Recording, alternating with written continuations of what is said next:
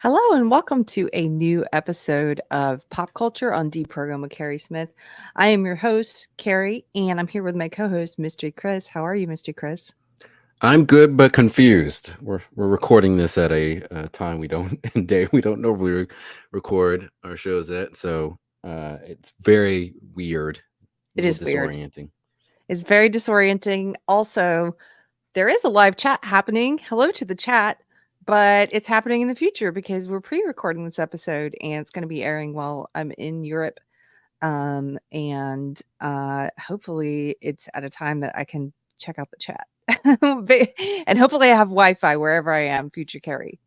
So, thank you for pre-recording, and thank you guys for hanging out with us tonight.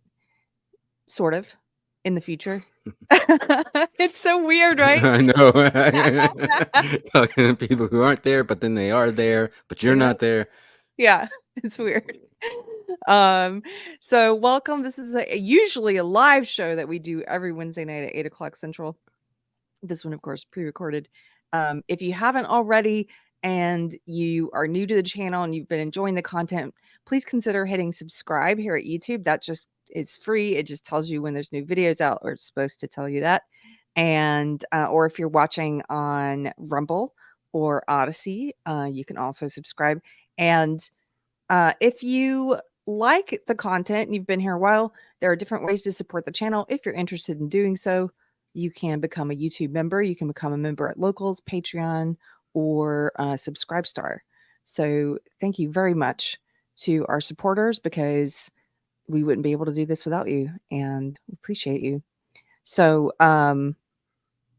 tonight's topic, it's something I've been talking about a lot this week. However, by the time this airs, I don't know if I'm still going to be talking about this. Hopefully so. I think this is like one of, I don't know, one of the most interesting and important conversations to be had currently. And it's about the war on masculinity. And there's also a war on femininity that's happening too. But tonight we're talking about the war on masculinity, but we're specifically talking about how that war has played out in pop culture and specifically in film.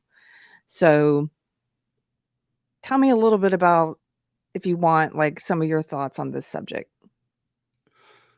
Well, I think masculinity's had an interesting journey through the decades. We've kind of seen the more wise father type masculinity in the 1950s that kind of shifted into the anti-hero of the late 60s and 70s. Then you had a little bit of resurgence in the kind of wise father on TV, at least in the 80s, but in film you had a mix of action heroes, which was like the ultimate idealized version of men being masculine, with Sylvester Stallone and Arnold Schwarzenegger. But you also kind of had the everyman in, like, say, Clark Griswold, or Mhm. even, let's say, Bruce Willis. That was an action film, but he was a little bit more of a just regular kind of guy. He wasn't chiseled or anything, and so kind of had that led into the 90s, which still had some decent action stars, but I think they were more in the vein of Die Hard and Bruce Willis. And then you get into the superheroes, which for a while we were doing quite good with superheroes, with Mhm. like Captain America and Spider-Man and a lot of other characters who had a very clear moral code. But that quickly went out the window Yes. once the stuff started happening, and men were being made to look goofy and ridiculous in these type of movies. I would argue that the emasculation of men starting to happen since the 80s, really, bit by bit, but especially by the time the woke stuff started happening, it was everywhere. So it's had an interesting journey, and doing research for this episode was really interesting because it was so hard finding articles that were champion masculinity. So many Mhm. articles were constantly talking about toxic masculinity, and they often start out acting as if there's two different concepts between toxic masculinity and a regular or traditional masculinity. But it becomes very clear in those articles that they consider those to be one and the same, that Yes. masculinity, period, is toxic.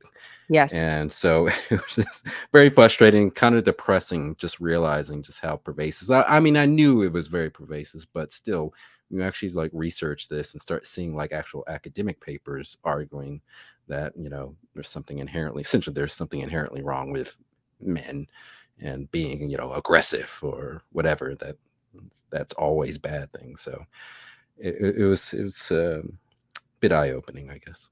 Yes. What's interesting, it might have been you that mentioned this to me recently about looking to see what the dictionary says about certain words like masculinity and if it's changed or how it's probably going to change. And if you look up masculinity in the Oxford Dictionary, currently it says masculinity is a noun that describes qualities or attributes regarded as characteristic of men and boys. And then they have, in quotes, an example: handsome, muscled, and driven. He's a prime example of masculinity, end quote. What do you think about that? Um, I like it. Yeah. How old was that? The Oxford Dictionary you were looking at? This is currently what comes up online on the Oxford Okay, Dictionary. so they haven't Yeah. changed it yet. Not yet. They're going to. I think so. I'm afraid they are. Yeah. Um, because woke would dictate that handsome, problematic, right?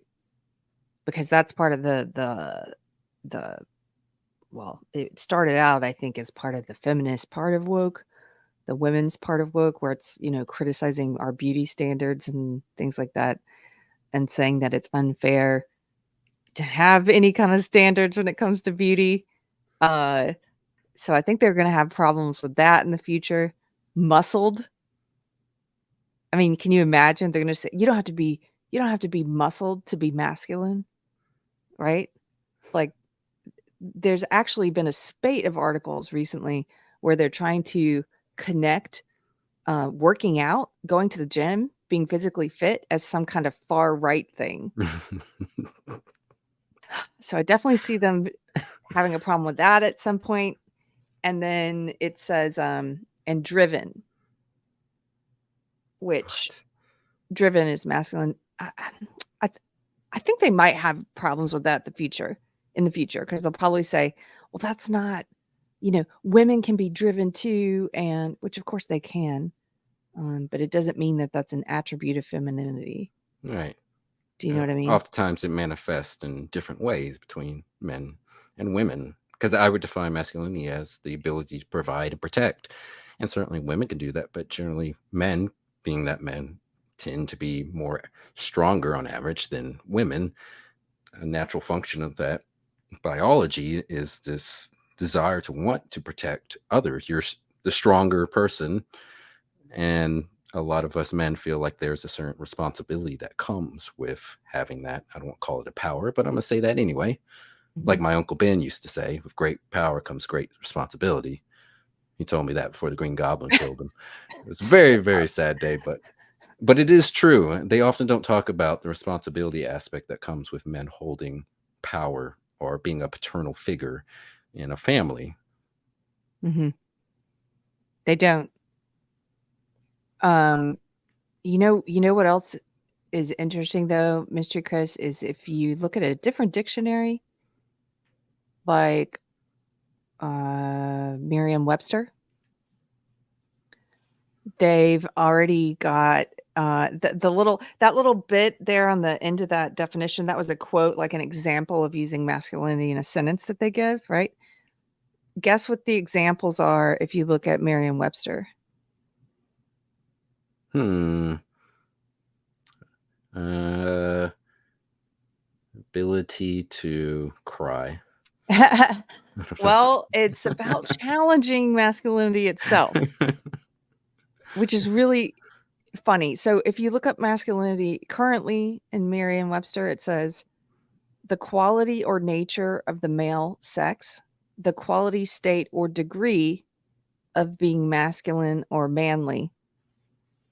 And then they have a sample fragment of a sentence, and their sample fragment of sentence is not about being handsome or driven or muscular. Their sample sentence is challenging traditional notions about masculinity. That's how they used it in a sentence. Not surprised. Right? Yeah. I don't know. But then if you go to masculine, if you don't mind, just let me read through just a little of this on Merriam-Webster.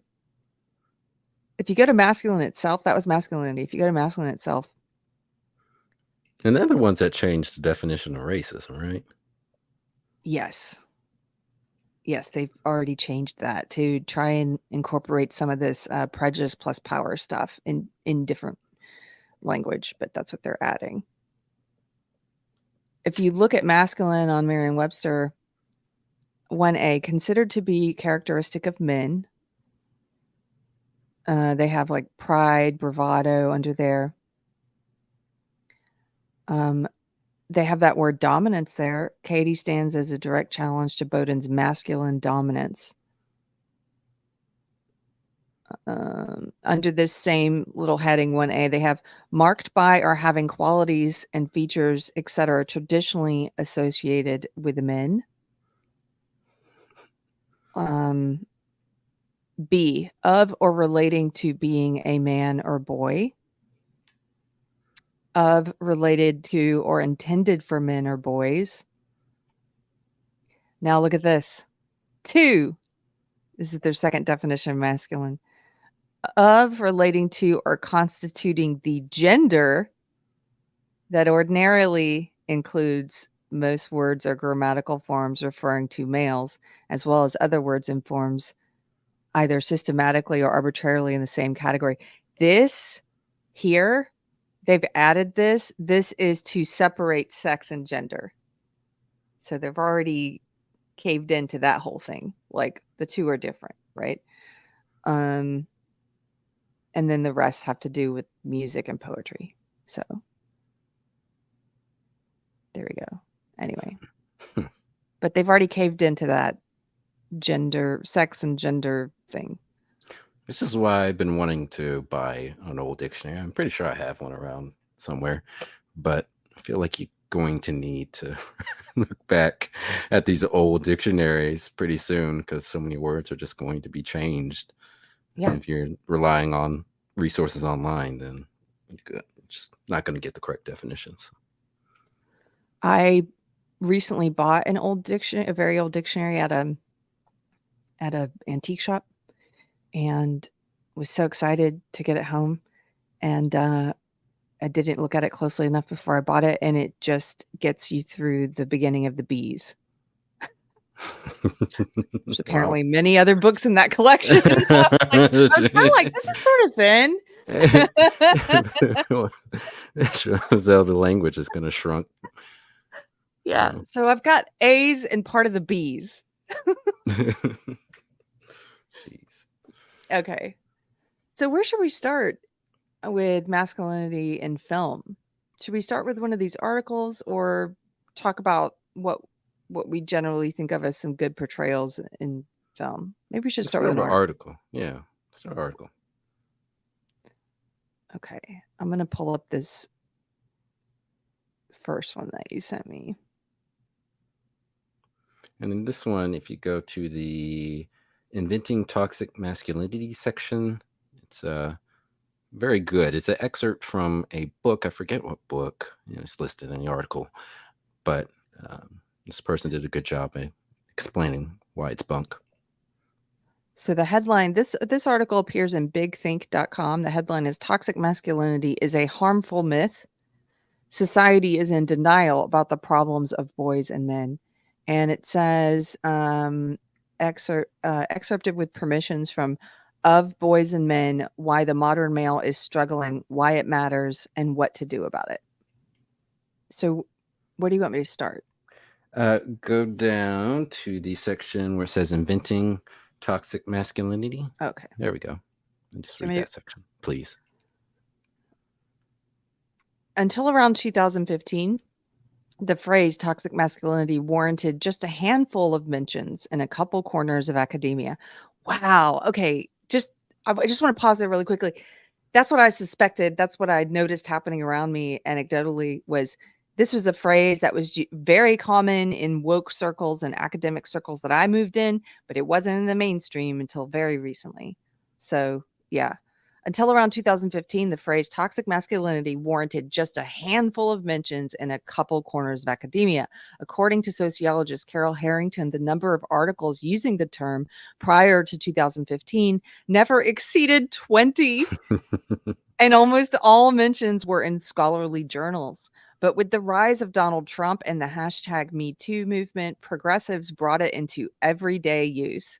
By 2017, there were thousands of mentions of toxic masculinity, mostly in the mainstream media.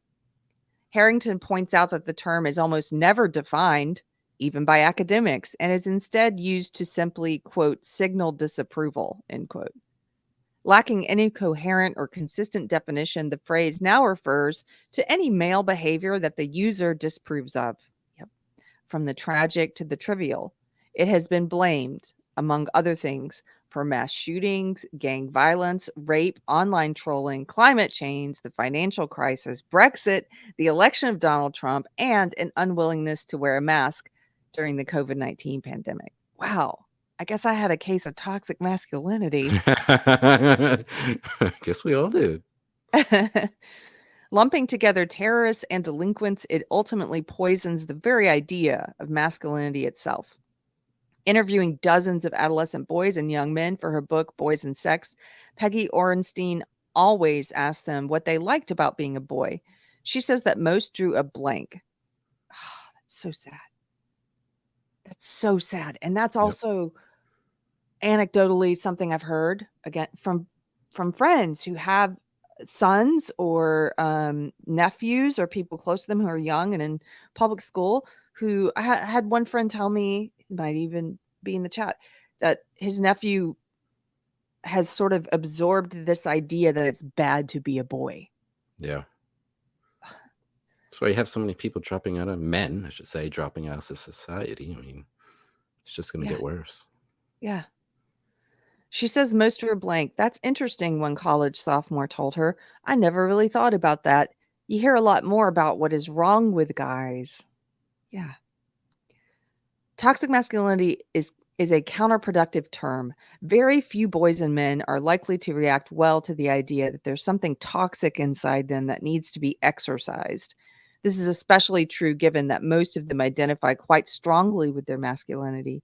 9 in 10 men and women describe themselves as either completely or mostly masculine or feminine. These gender identities are held quite strongly too. Almost half of men, 43%, said their sex was extremely important to their identity.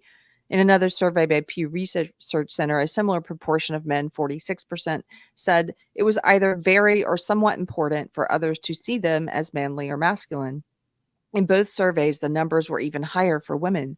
In other words, most people identify pretty strongly as either masculine or feminine. It is a bad idea to send a cultural signal to half the population that there may be something intrinsically wrong with them. Quote, the toxic masculinity framing alienates the majority of nonviolent, non-extreme men, argues the feminist writer Helen Lewis, and does little to address the grievances or counteract the methods that lure susceptible individuals towards the far right. Yes, Helen, yes. Given the survey results just described, it may not be great politics either. Half of American men and almost a third of women, 30%, now think that society, quote, punishes men just for acting like men, end quote, according to a survey by the Public Religion Research Institute. There is a partisan split, as you might expect. 3 in 5 Republicans agree, compared to only about 1 in 4 Democrats.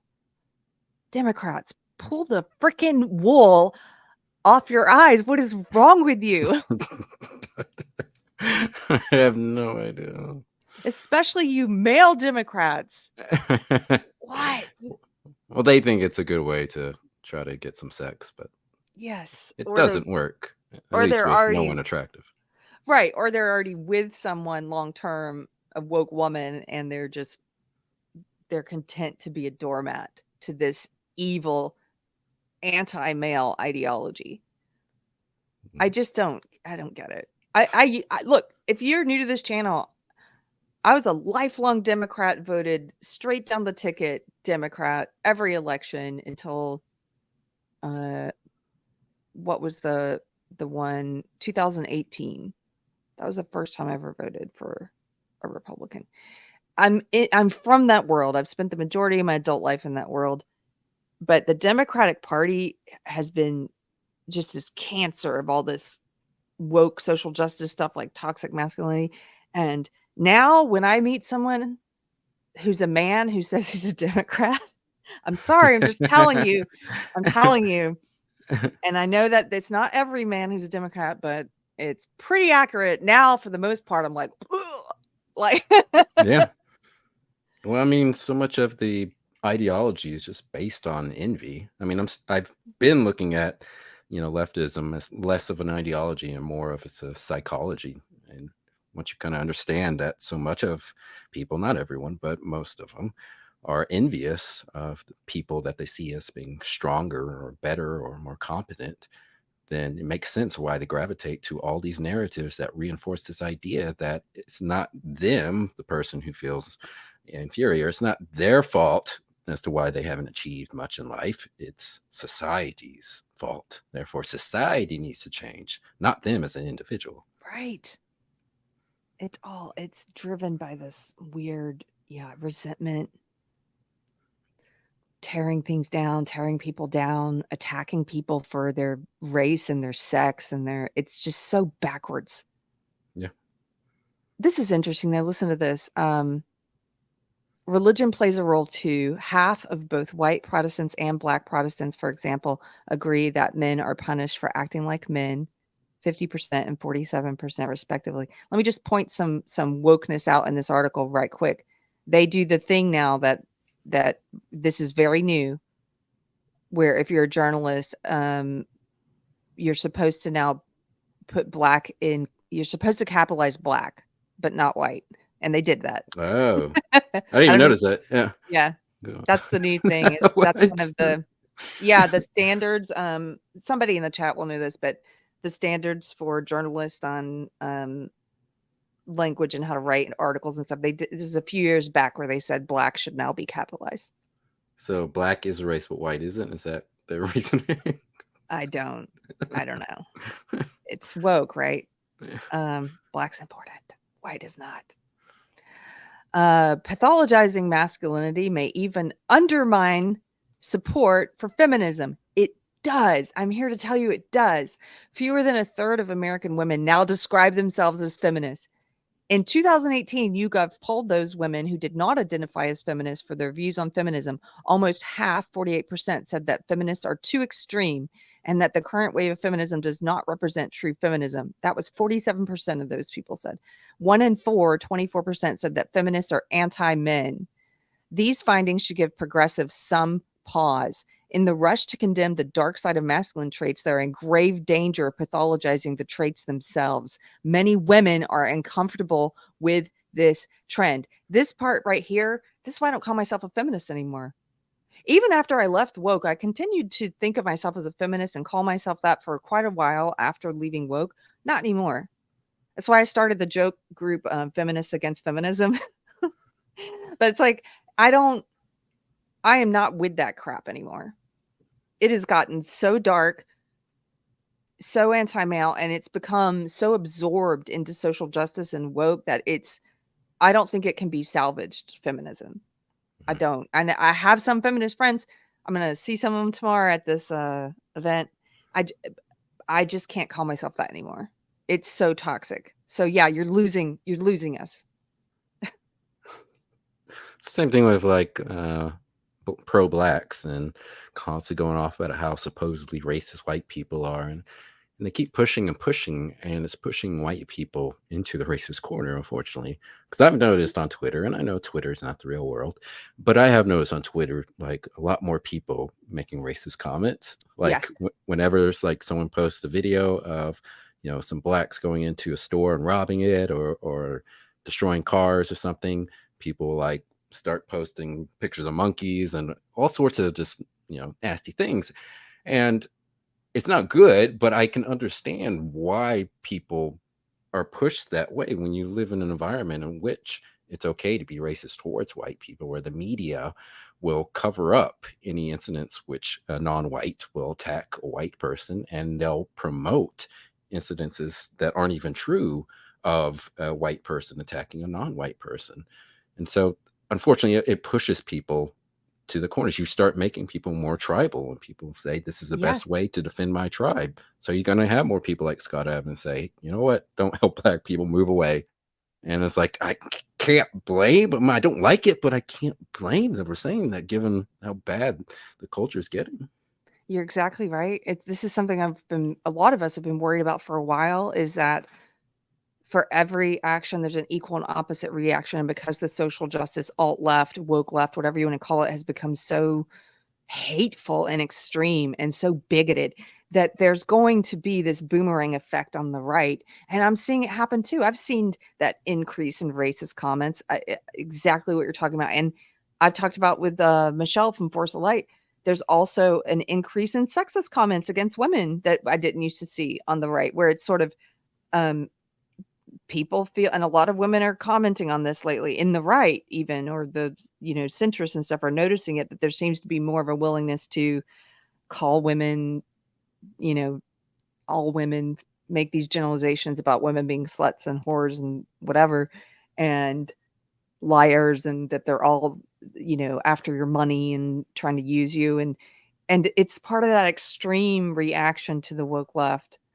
And it worries me. Yeah. It's like a pendulum, it's Yeah. just gone so far one direction that it's going to swing back hard in the opposite direction. It's going to get a lot of people hurt, unfortunately. Yeah. Should I continue reading here? Is there more you want me Yeah, to get? finish out this section. Okay. These findings should give progressives some pause. In the rush to condemn the dark side of masculine traits, they are in grave danger of pathologizing the traits themselves. Many women are uncomfortable with this trend. And to the boy or man who feels lusty or restless, the message, implicit or explicit, is all too often, there is something wrong with you. But there is not. Masculinity is not a pathology. As I showed in chapter 7, it is quite literally a fact of life. This is a section called Blaming the Victim. The second big flaw in progressive thinking on men and masculinity is individualism. Usually, progressives are reluctant to ascribe too much responsibility to individuals for their problems. If someone is obese or commits a crime or is out of employment, the progressive default is to look first to structural external causes. This is a valuable instinct. It is all too easy to blame individuals for structural challenges, but there is one group that progressives do seem willing to blame for their plight: men. YouTuber Natalie Wynn describes the stance well. We say, look, toxic masculinity is the reason you don't have room to express your feelings and the reason you feel lonely and inadequate. We kind of just tell men, you're lonely and suicidal because you're toxic, so stop it. You could stop there. You don't have to read the rest, Yeah, but it's very well written. Whoever wrote this, though, maybe I should get that book. it looks like a great book. Yeah. Yeah, thank you for bringing that. Mm-hmm. Should I pull up the National Review one? You can. I didn't even finish the article. I mean, not that it was a bad article. It was pretty long, and so I didn't get to go through and kind of highlight certain paragraphs that I thought were great. But from what I read was good. But it's not necessary. Not necessarily pull it up I want to unless you want read to. just part of it because I had mentioned this to you. I've covered this before, and I think it's important because it shows just how far the mainstream culture and our institutions, you want to talk about structural oppression and structural damage. This is just how far it's gone, because toxic masculinity, as we mentioned at the beginning, prior to 2015, it's like maybe 20 mentions a year or something outside of academic journals. Now it's everywhere. It's even at the APA. This is an article from the National Review called "The APA Can't Spin Its Way Out of Its Attack on Traditional Masculinity."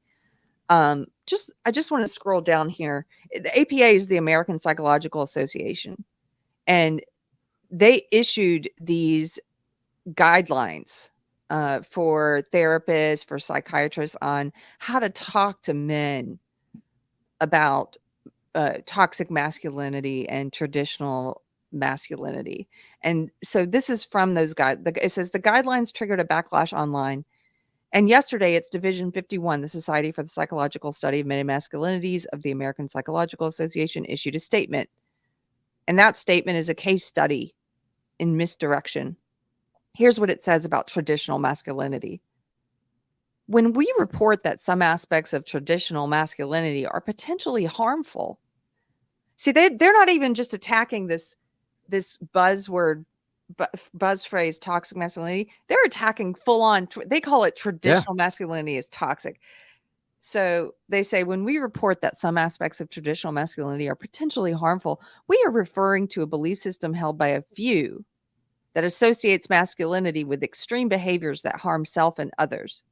Really, it's just held by a few. Then why are you issuing guidelines and about it? Why are you making statements about it? Oh, it's just a few. So it doesn't really affect most people in society. Then why are you doing this? They continue. It is the extreme stereotypical behaviors, not simply being male or a traditional male, that may result in negative outcomes. For example, people who believe that to be a real man is to get needs met through violence and dominance over others. Who believes that? Crazy feminist, yeah? Yeah, exactly. You guys believe this, APA. Or extreme restriction of emotions are at risk for poor physical, psychological, and social outcomes, e.g., increased risk for cardiovascular disease, social isolation, depression, relationship distress, etc. It's really frustrating because, as I've talked about before, it's not that men can't feel emotion or can't ever cry. It's about when, for what reasons are you crying or experience that type of emotion? Because part of being a provider and protector is being in control of yourself, because typically men are going to be in situations in which they need to control their emotions or to deal with the threat to themselves, to their families, to the community.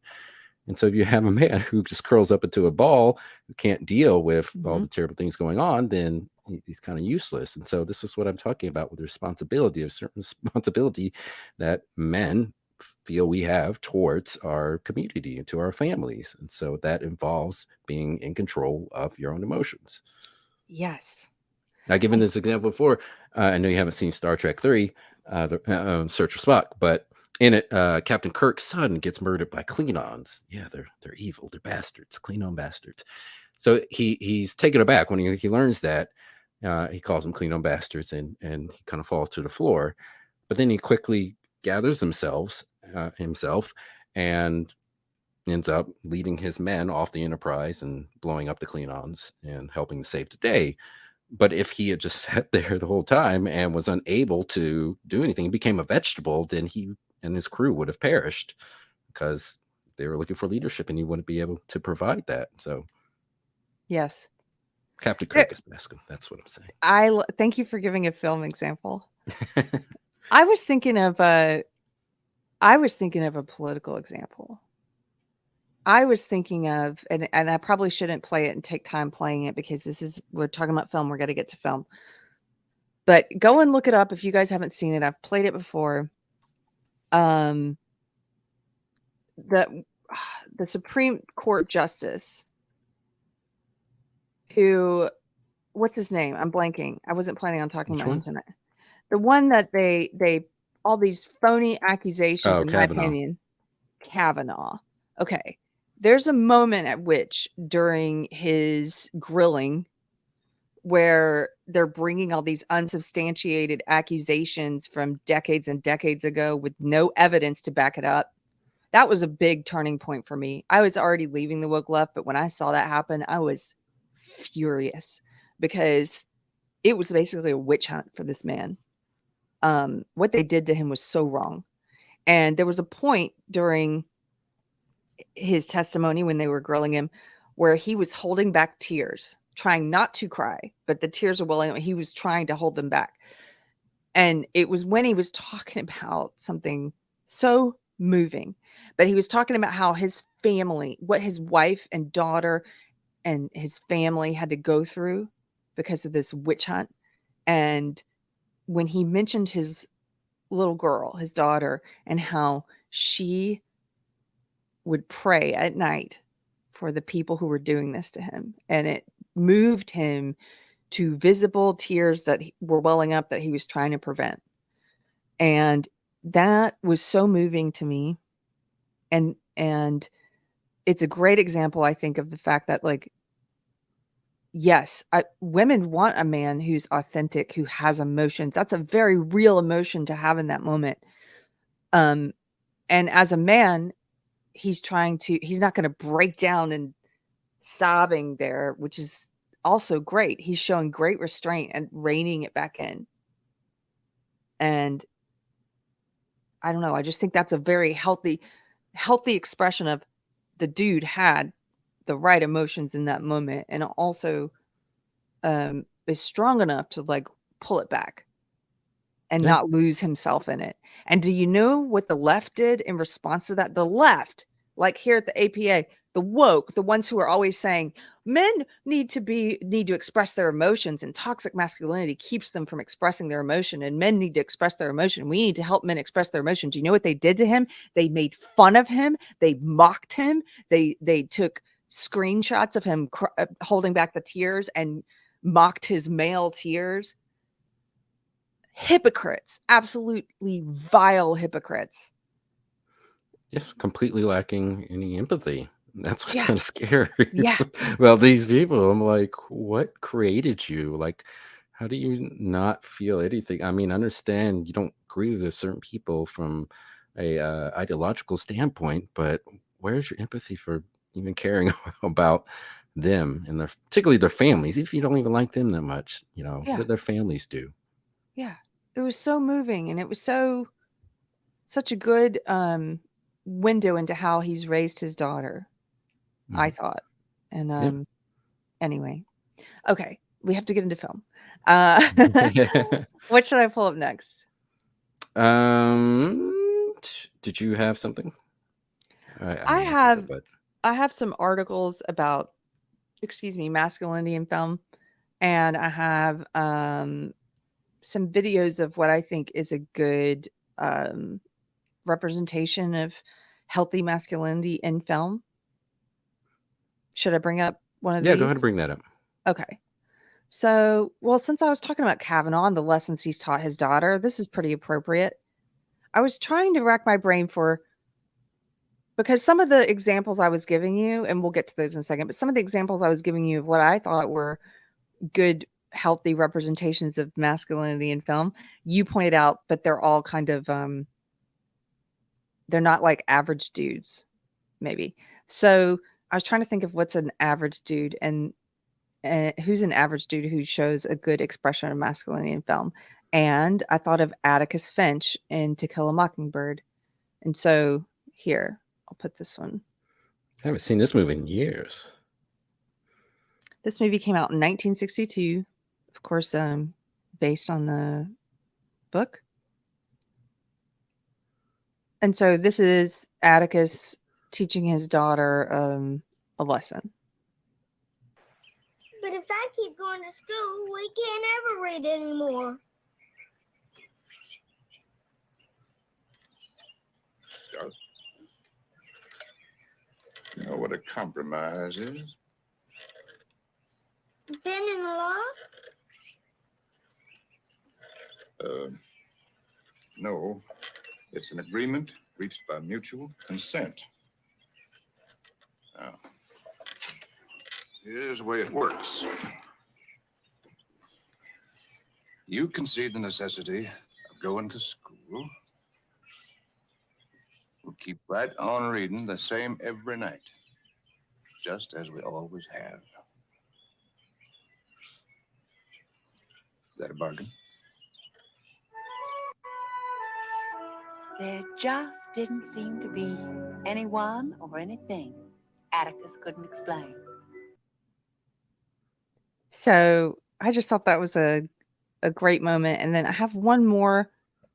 I've pulled up a few of him, but I'm just going to play one more, but not a lot.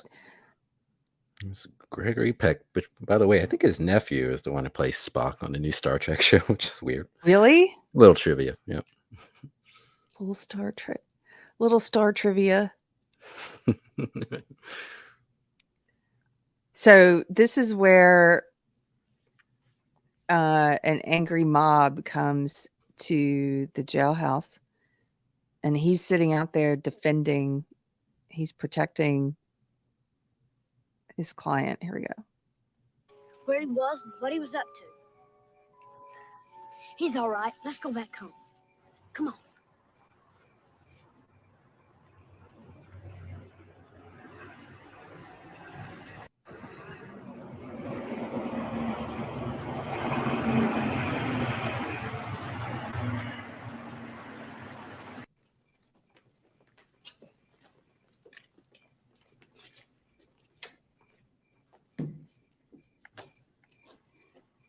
You in there, Mr. Finch? He is. He's asleep. Don't wake him. You know what we want. Get aside from that door, Mr. Finch. Walter, I think you ought to turn right around and go back home. Heck, Tate's around here somewhere. No, he ain't. Making his bunches out chasing around old Sam looking for us. You know what it was, but we come in this other way. Yeah, you ain't never thought about that, had you, Mr. Finch? I thought about it. I can't see Atticus. Well, that changes things. Atticus! Hey, Atticus. Jim, go home and take Scout and Dill home with you. Son, I said go home. No, sir. I'll send him home. Don't you touch him! Let him go! Let him go! That'll do, Scout. Ain't nobody gonna do Jim that away.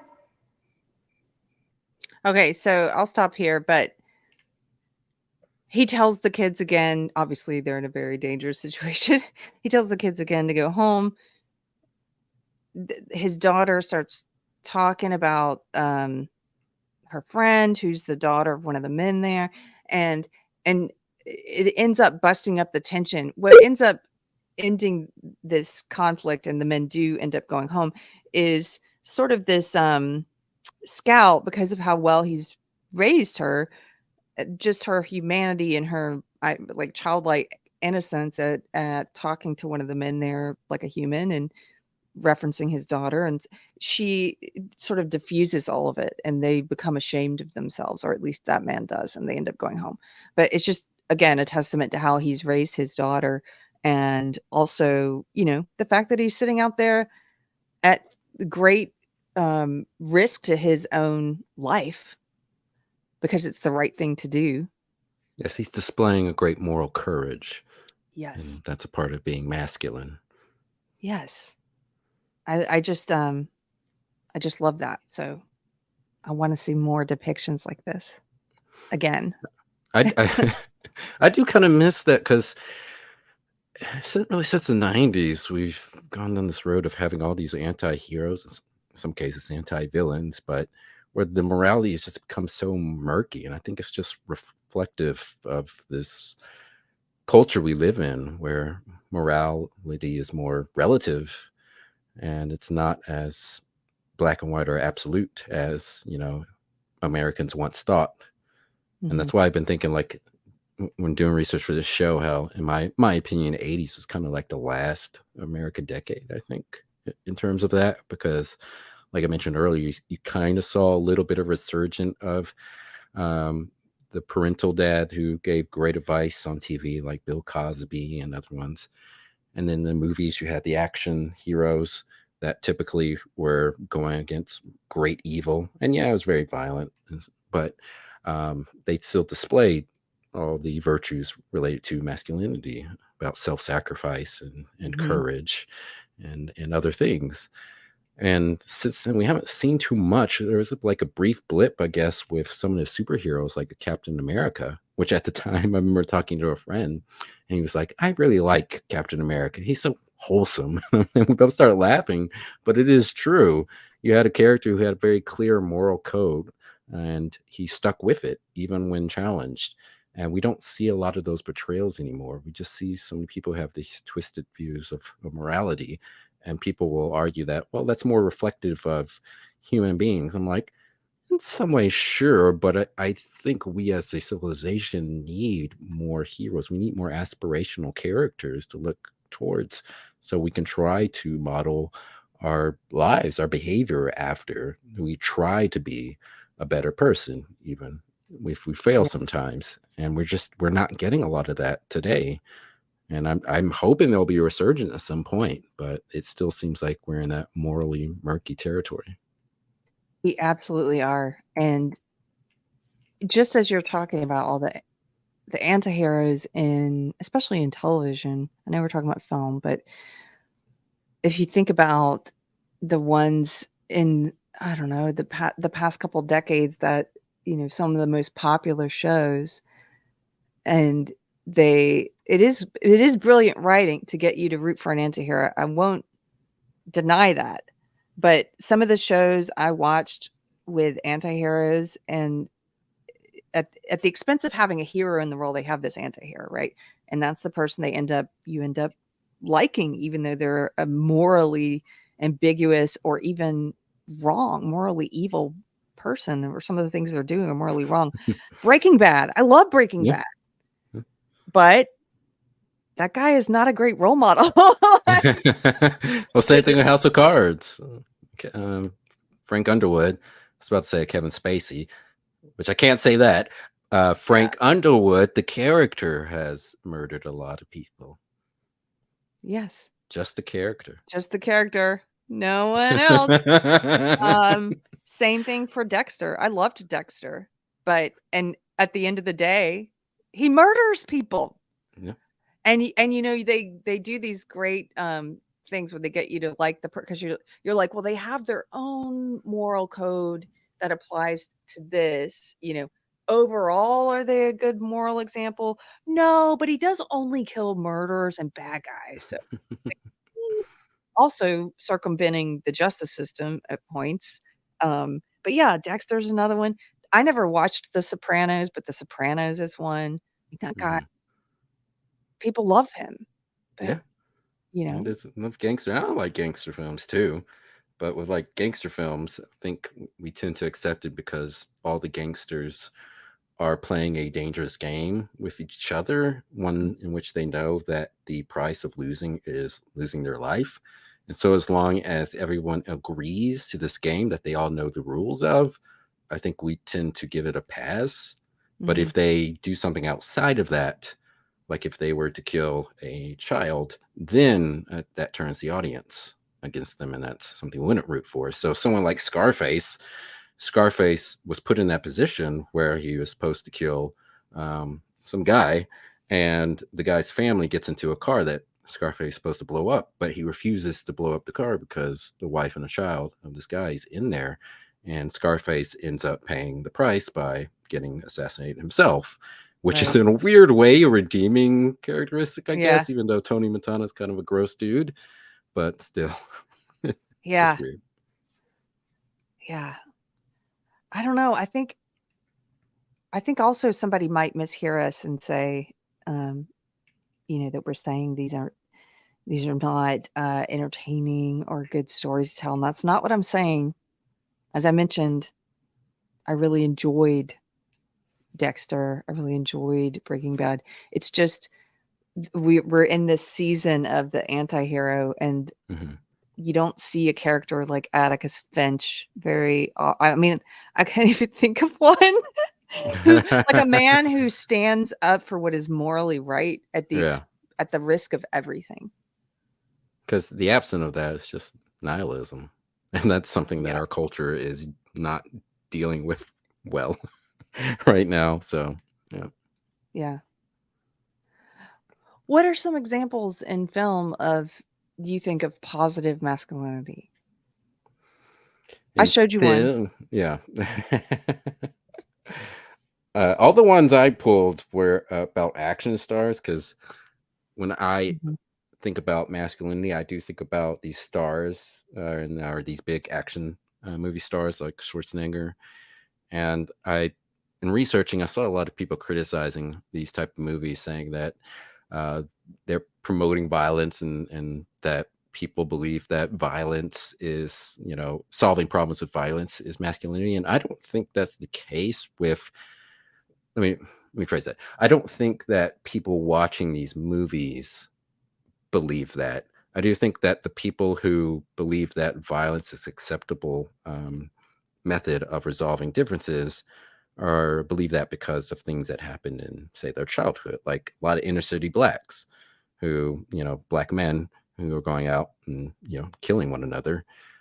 They grew up in households without fathers, men to show them what being a man, what true masculinity is, how to regulate your emotions, how not to get so upset when somebody says something about your mama and to the point where you want to, kill them or you're willing to be killed for that.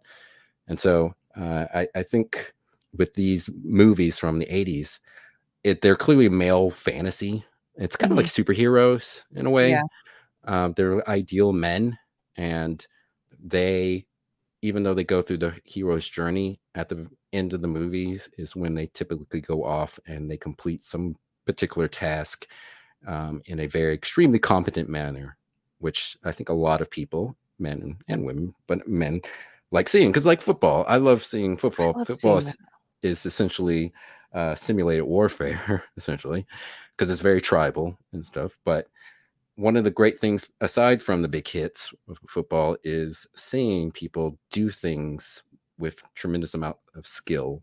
Seeing a quarterback throw a beautiful ball or a right receiver make up a credible catch. There's something awesome about seeing people who are able to kind of master some kind of physical task and compete with other people at extremely high level. And I think that's what a lot of us see in these type of movies. John Wick, I'll throw John Wick in there too. He's kind of closest we have to those 80s action films, but everyone loves seeing John Wick just go off and just take people out because he's against the extremely efficient at doing it. And it's fun to watch somebody just be that good. And it's almost sometimes can be a little aspirational as well, because you're like, oh yeah, I kind of want to be that good in something. Yes. It is aspirational, but I don't think there's anything that wrong with that in film, because it is a fantasy. You are watching an engaging story. And so, if the examples we just gave with anti-heroes, those are also the average person's not going to live that life of being a drug dealer or a mobster, and so I don't really have a problem with the fact that they're doing things that the average person won't be tasked with.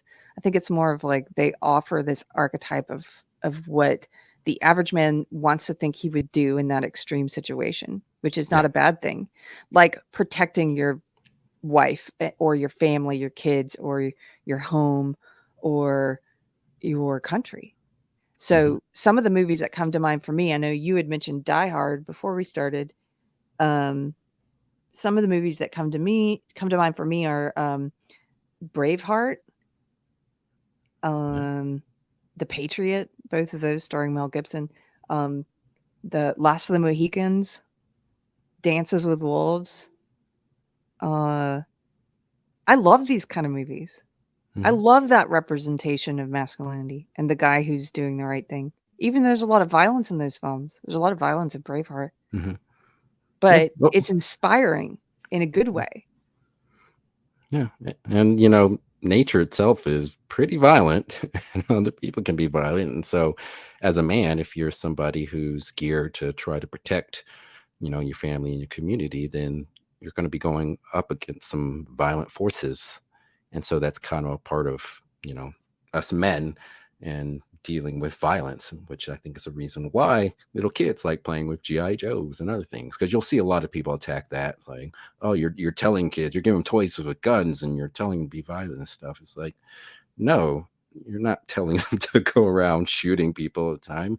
It's just a part of our male nature to want to protect, and that's just an aspect of it. Yes. Can I show a clip of just one of those? Here. Yes. I don't know which one this is. What are you doing? If Little Ragamuffin's here in the chat, she's gonna love the one I picked. This is inspiring. You can't watch this without getting emotionally invested and like, yes. Okay. I am William Wallace. William Wallace is 7 feet tall. Yes, I've heard. Kills men by the hundred. And if he were here, he'd consume the English with fireballs from his eyes and bolts of lightning from his arse.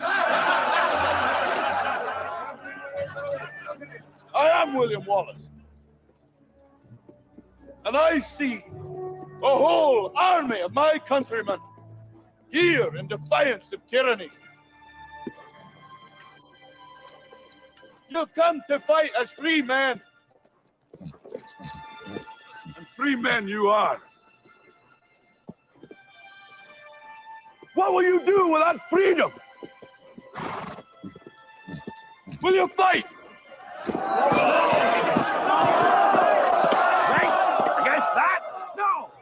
We will run! And we will live. Aye. Fight and you may die. Run and you'll live. At least a while. And dying in your beds many years from now, would you be willing to trade all the days from this day to that for one chance, just one chance, to come back here and tell our enemies that they may take our lives, but they'll never take our freedom!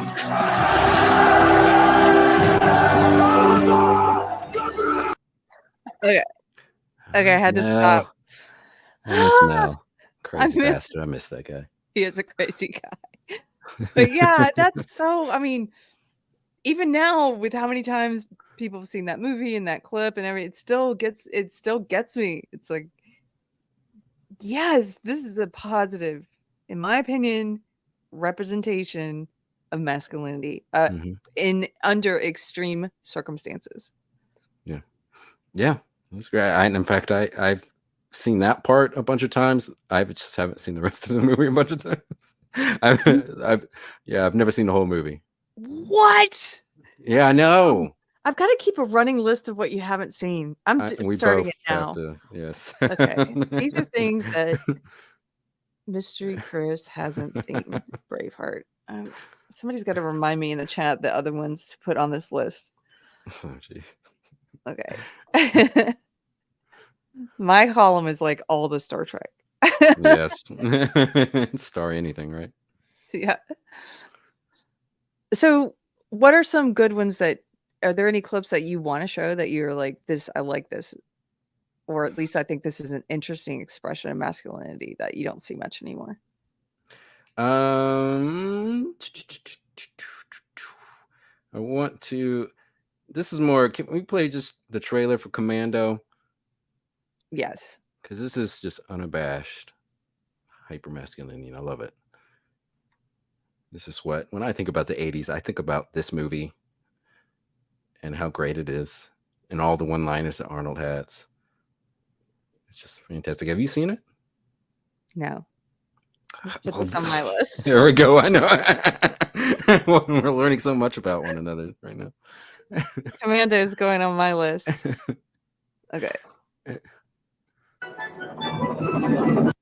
Wait, did I add it to the... I did.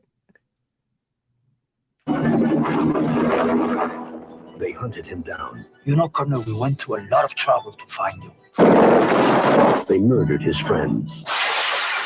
And they took the only thing he would kill for. If you want your kid back, then you gotta cooperate. Right? Wrong. Now, somewhere, somehow, someone's gonna pay.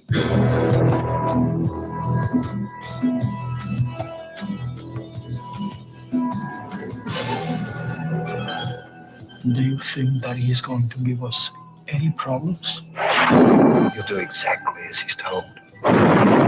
Hasta luego, fellas. You're a funny guy, Sully. That's why I'm going to kill you last. Are you gonna tell me what's going on or what? No. Don't disturb my friend. He's dead tired. What are you doing? Helping you get her back.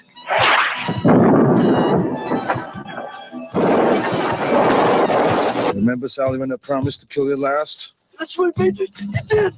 I lied. You love it. Yeah. It's one of his classic lines. What'd you say? It's one of his classic lines. I lied. I lied.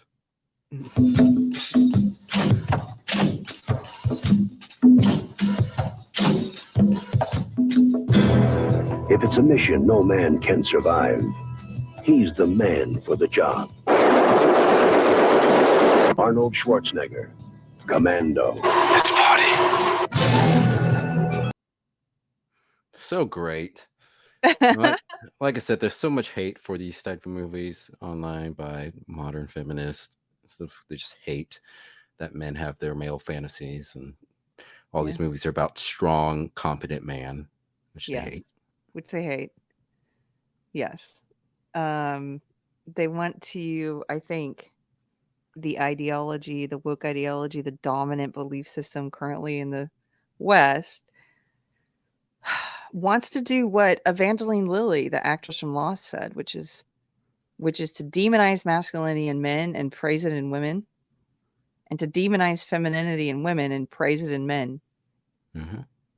And so, you think of classic masculine film stars, and you had a whole range of men of different, they weren't all these super bodybuilder types like Arnold Schwarzenegger, but you had people like Gregory Peck, who was a very masculine man and played masculine characters. John Wayne, who I know you've got some stuff about him. Arnold Schwarzenegger. There's this whole array of different masculine figures in film, and Mel Gibson, even he's more slight. What's his name? Kevin Costner was in a lot of, like I mentioned, Dances with Wolves. He was also in Rock. There are these masculine actors and characters they were playing who did the right thing, protected home, family, country. And now you have a lot of the men, especially the young men who are being pushed into movies and stuff. I do not understand it. You know what I mean?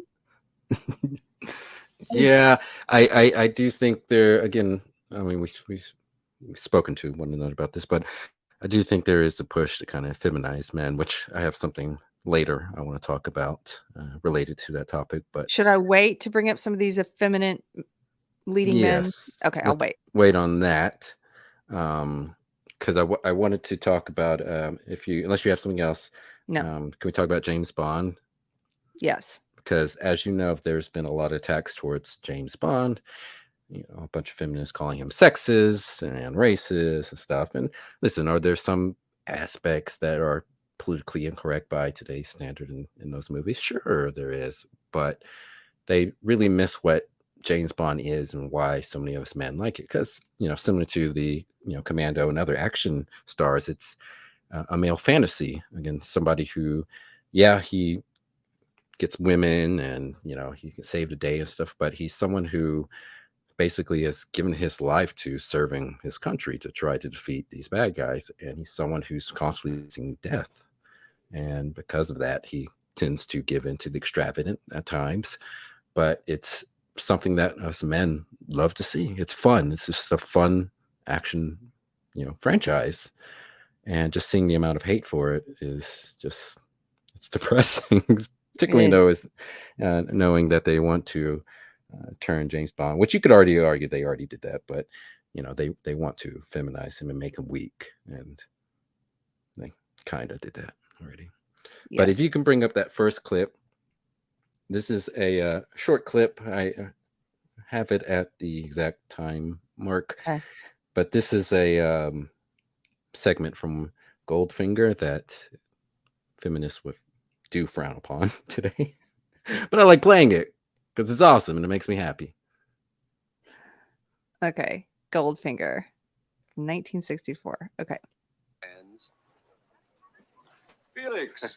Felix, how are you? Dink, meet Felix Leiter. Hello. Felix, say hello to Dink. Hi, Dink. Dink, say goodbye to Felix. Man talk.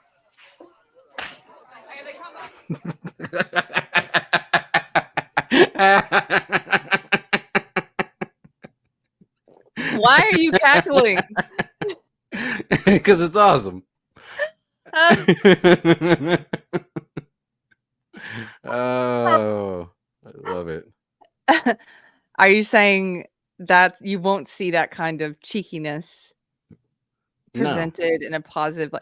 Well, there's a lot of characters like that in, I think I mentioned to you, we just watched Winning Time, which is the HBO series about the Lakers. And one of the main characters, I'm blanking on his name because of course this is, based on a book about a true story, but lots of things are fictionalized. But the Lakers owner who goes by do you know what I'm talking about? Oh, Dr. Buss. Oh, Jerry Buss. Yeah, Jerry Buss. Okay.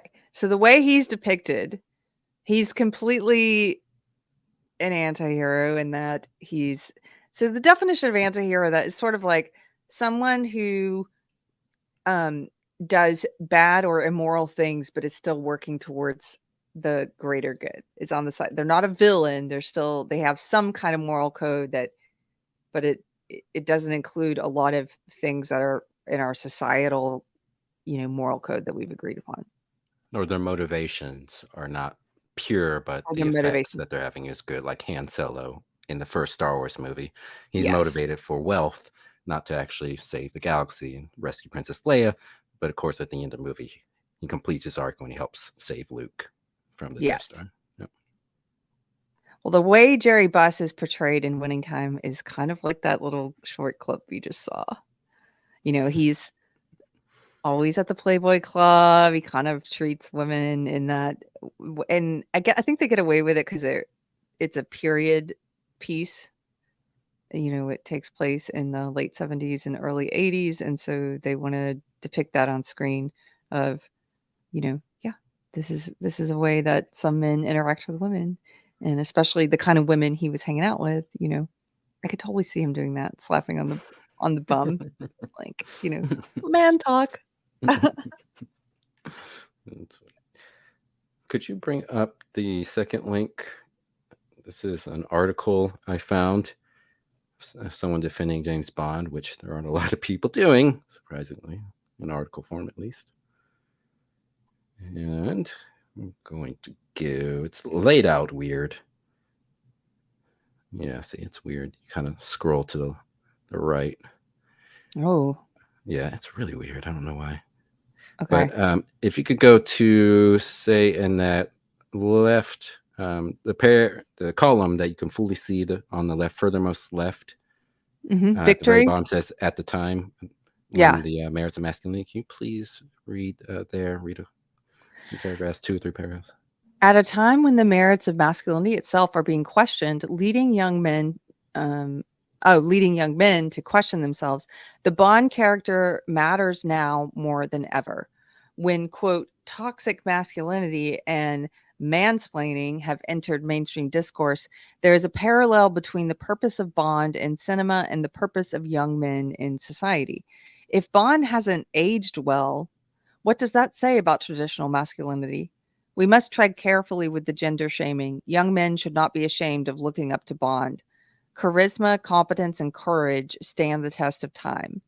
In the 1955 novel Moonraker, Bond stops a nuclear warhead from destroying London, but he also saves Gala Brand, the novel's Bond girl, from a landslide at the Dover Cliffs by shielding her from the falling rocks. If that's misogynistic or imperialistic, sign me up. When he's not protecting men and women alike, the British spy teaches people to learn new skills and hone their hobbies, from golf and skiing to the intricacies of cocktail cocktail making, and conversation. Whether grappling with a villain or his own personal demons, Bond is a case study in overcoming adversity for the greater good. As an orphan, he reminds people to count their blessings and appreciate their beginnings, no matter how humble. A capable Bond personifies the never-ending pursuit of self-improvement as a means to self-fulfillment. To quote Ernest Hemingway, a Bondian figure himself, quote, "There is nothing noble in being superior to your fellow man. True nobility is being superior to your former self," end quote. There's a reason why more than 80% of men consider Bond a good role model. Even nearly 70% of women reject the notion that Bond perpetuates damaging stereotypes about masculinity because they see value in Bondian masculinity. Because of Dan Lekoff-Zekut. It's a weird name. Weird, yeah. Who is that? I have no idea. To be male and human is to be fallible, and Bond is no exception. He has failed time and time again, so much so that Bond's fallibility can be as instructive as his competence. At the end of the novel Moonraker, the British spy does not get the girl, as Brand chooses to marry another man.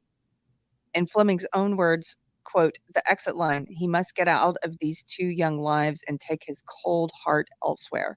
There must be no regrets, no false sentiment. He must play the role which she expected of him, the tough man of the world, the secret agent, the man who was only a silhouette." You can stop there.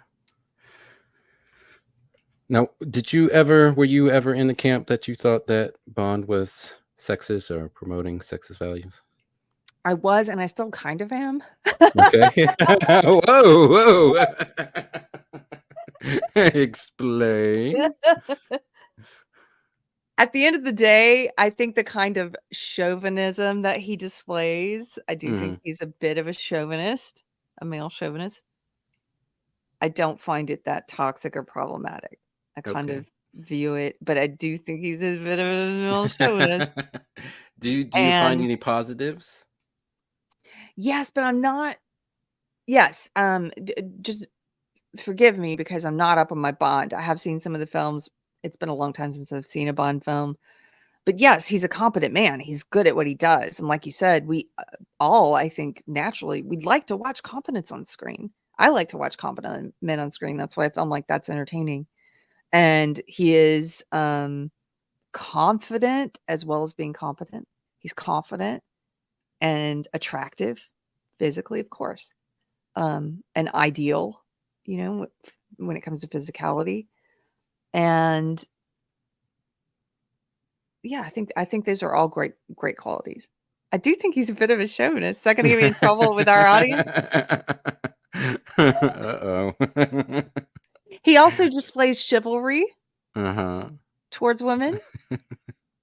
But come on, slapping her on the bottom like that and being like, look, if my husband did that to me, I would just laugh because I know it's in jest and love and it's funny. But I don't think that's necessarily the way he was doing that. I don't know.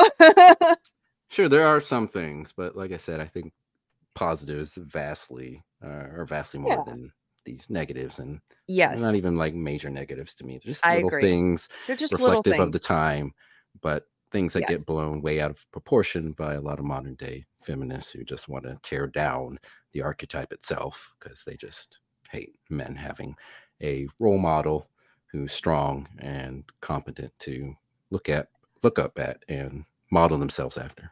Right. I can completely agree with all of that. So all right. I think that the negatives are very minor. I don't think they're that big of a deal. I even, as I mentioned, that anti-hero who's in Winning Time on HBO, Jerry Buss, the owner of the Lakers. I really like that character a lot. I really like that guy. And he is a chauvinist in a lot of ways. but I think is that John C. Reilly? Is that who's John C. Reilly? Okay, he does John C. Reilly. Yeah, he's excellent in it too. Yeah. Yeah, I have a lot more trouble in that. If anybody's seen that show, I have a bigger problem with Magic Johnson's character so far, because Magic Johnson's character, at least at the beginning. Now he's a young man. My husband kept pointing this out to me. Yeah, but he's very young, and I'm like, yeah, that's true. But he pretends to be one thing, especially in the beginning. His mom is a really strong Christian, and he goes to church, but then he's like going out the back while the service is happening and having sex with, hooking up with random women in the back of the car, and then running back to get to the prayer break. You know what I mean? Like, he's a total hypocrite. He's a complete womanizer, and he treats women in that way. Just, he's trying to win this one girl, but he's like sleeping with her friend and doing other things, and he just shows a lack of character that doesn't fit with what he wants his mom and others to see. That bothers me a lot more than the character of Jerry Buss, who's not pretending to be anything. He's not pretending to be a Christian. He's not going to church and then doing this. He's at his church is the Playboy Club. That guy's a lot more honest. I don't mind it with him. Do you know what I mean? Yeah. I don't like the two-faced nature of Magic Johnson, the way he's portrayed in so far, at the beginning, at least anyway. And yeah, his character's very young. It makes sense. But yeah, I would be curious to see what you think about that series. Yeah. Well, I mean, he was married when he came out with his HIV status, whatever. And so he was cheating on his wife, which, I mean, it's not shocking. Basketball player cheating on their wife. What? It still shouldn't be expected. I know. I'm not approving. I'm not approving of. I'm not saying it's a good thing. I'm just saying. Right. Surprising. Right. Well, I don't know where his character is going to go, and I don't know enough about him in real life, but at least in the portion that I've seen so far, I will say Kareem Abdul-Jabbar, who's a very strong Muslim, not cheating on his, I think she's his girlfriend. I think it was like his second serious relationship. Not cheating on her. They seem to have a very strong relationship so far, at least the way it's portrayed. And who knows about the real life, but interesting. Let's see. Do you have something else, or? I have a couple of here. Let me find these. I have a couple of articles about examples of toxic masculinity in movies. Okay. Which I don't know if we need to hit those. I thought we could make fun of some of what they said, but I think I'd rather bring this up. I could not find the article I was looking for, but I found one that's very similar. And I just had it in the back of my mind, you read something years ago and you're like, I wish I knew what that piece was, or I could remember the right words to find it. I found this one though, which is kind of similar. And this is from a Christian perspective, and it's from a website called The Art of Tale. I don't know what that is, actually. I'm a little ignorant about that. So it says the headline is Reimagining Masculinity in a Not Safe but Good Christianity, which made me think a lot about how Jordan Peterson talks about meekness and how it's having a weapon, but knowing when to keep it sheathed. Do you know what I mean? Meekness doesn't mean that you are weak. Meekness means that you are capable of damaging someone or something, but you have self-restraint and you know how to control yourself and only use it when necessary. Yes. But that's I mean, that's one of the reasons why, people work out to be fit, because that's a sign of being able to control your appetites and having a strong work ethic, and those things are very attractive. Yes, very attractive. And this is also what I think a lot of women are naturally, not once they've been programmed by the woke who's telling them what they should want or whatever, but I think naturally, instinctively, a lot of women are attracted to men who are not safe but good. We don't want weak, emasculated men. Not naturally. Not unless there's something wrong with you. Like, where what? Something wrong. It's true, because I'm thinking of some of the woke women I know who are with weak emasculated men, and there's this weird dynamic there where the woman has possibly some kind of personality disorder, is some kind of narcissist or very high on the narcissism scale, very controlling, and doesn't want an equal partner or complementary partner, actually wants a servant and someone she can abuse. Like, I've seen that, and I've seen men who are willing to do that. It's disgusting. It's absolutely disgusting. Dude probably gets cheated on a bunch. Oh yeah, and absolutely the dude gets cheated on a bunch. She doesn't respect that. That kind of woman doesn't respect that. And men, if you're with a woman like that, have some self-respect. I know. That's so sad. Yeah, grow some self-respect. Get out from under the thumb of an abuser. Don't let them abuse you in the name of feminism, or don't let them use their so-called noble beliefs to emasculate you and treat you like that. That's disgusting. I've seen some leftist women do that, where they're like, they'll play in a relationship, they'll play this card where they say, I'm not going to argue with you about that or I'm not going to talk about that with you. They'll say argue because, we have an unequal power dynamic because you have male that sort of thing, where they try to pull woke into some personal thing where it's like you're an oppressor and I'm the oppressed. And so I get to speak more in our marriage. No. No. Yeah, they must really hate their fathers. Yeah. And their husbands. Yeah. Well, that's why. Yeah. Okay, so this article is called Reimagining Masculinity and a Not Safe but Good Christianity. Masculine role models in the church. Who comes to mind as a model of Christian masculinity? Jesus is an obvious candidate, but what about Gandalf? Greg, see, it kind of loosely can relate to film based on books anyway. Greg Moore seems to think so. In addition, Aslan from the Chronicles of Narnia and a chivalrous knight of Camelot make his list.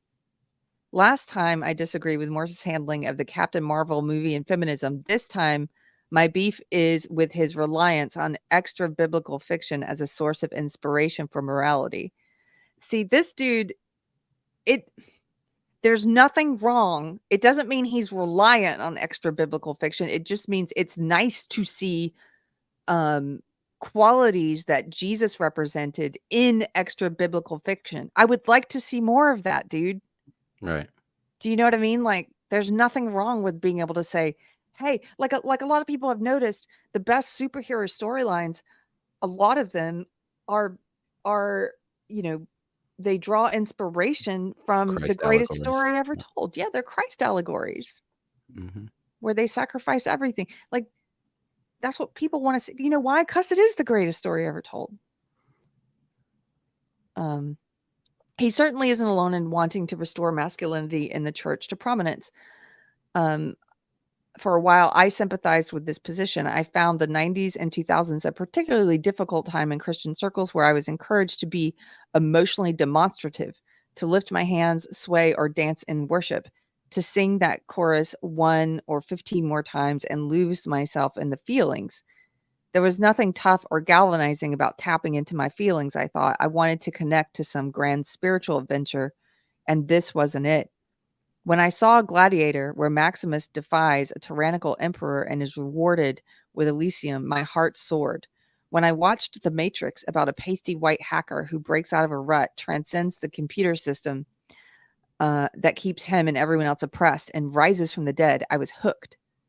These fictional saviors, as they are explicitly called in their respective stories, gave me a template that made the Christian spiritual life seem thrilling, even if that's not the intention of the creators of the films per se.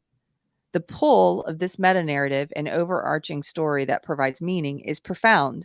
Men are not tangential, but central to a divinely ordered cosmos, and our dearest fictions reflect this belief. Then they have something here about the church. Owen struck on a man who's taken issue with Beth Moore. Listen to him regarding women in church leadership. Quote, there is physical order in the cosmos. There is also social order and spiritual order. There are things that are right based on God's creative design, and there are things that are wrong. It is right for men to lead their homes, put their lives on the line when their family members are endangered, and work hard to be the financial pillar of their loved ones. It is right for women to be distinctly feminine, bear and raise children as God allows, submit to and support their husbands per 1 Peter 3, and serve their churches in ways that use their gifts. That's the end of the quote. There's a whole chain of being from God Almighty to the man, to the woman, to the children. I'm not so confident that God actually calls men to be a financial pillar as much as a sacrificial provider for the family.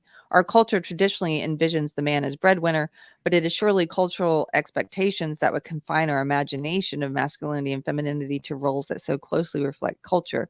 We must ask ourselves whether the stories we tell are as objective as we think, or whether there is unexamined cultural baggage along for the right.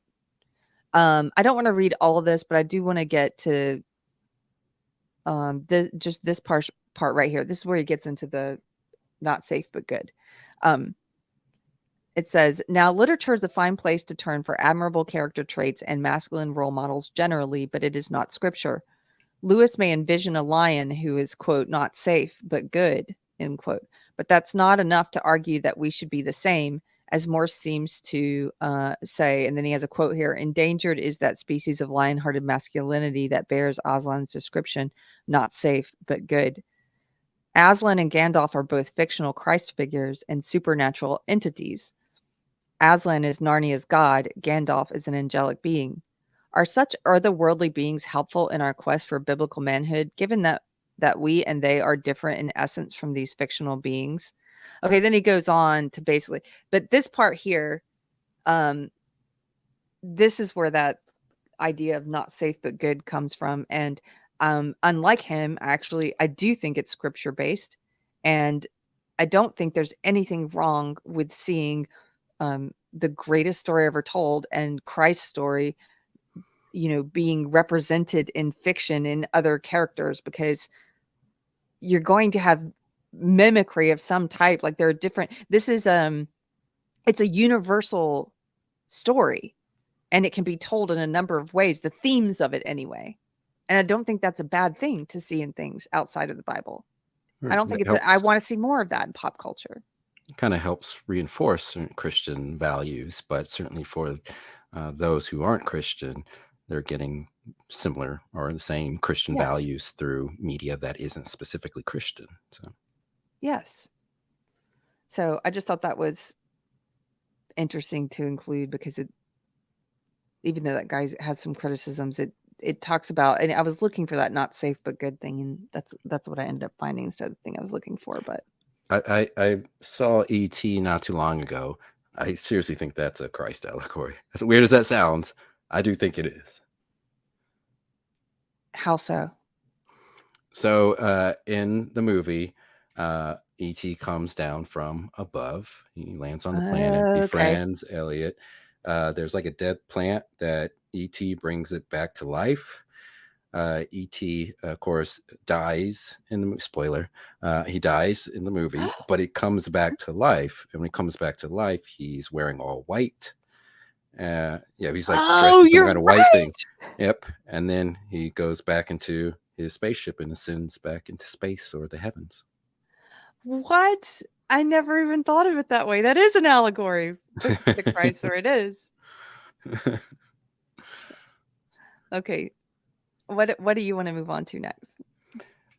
Did you want to briefly talk about there was a kind of a trend in the 80s, the late 80s, I'd say in a little bit in the beginning 80s too, of showing men in more non-traditional male roles, like Mr. Mom, Three Men and a Baby, Full House. I know you'd mentioned to me previously that you had some opinions on that. I don't know if you wanted to talk about that or not. I think we should do a whole separate episode on that. That's what I would like to do.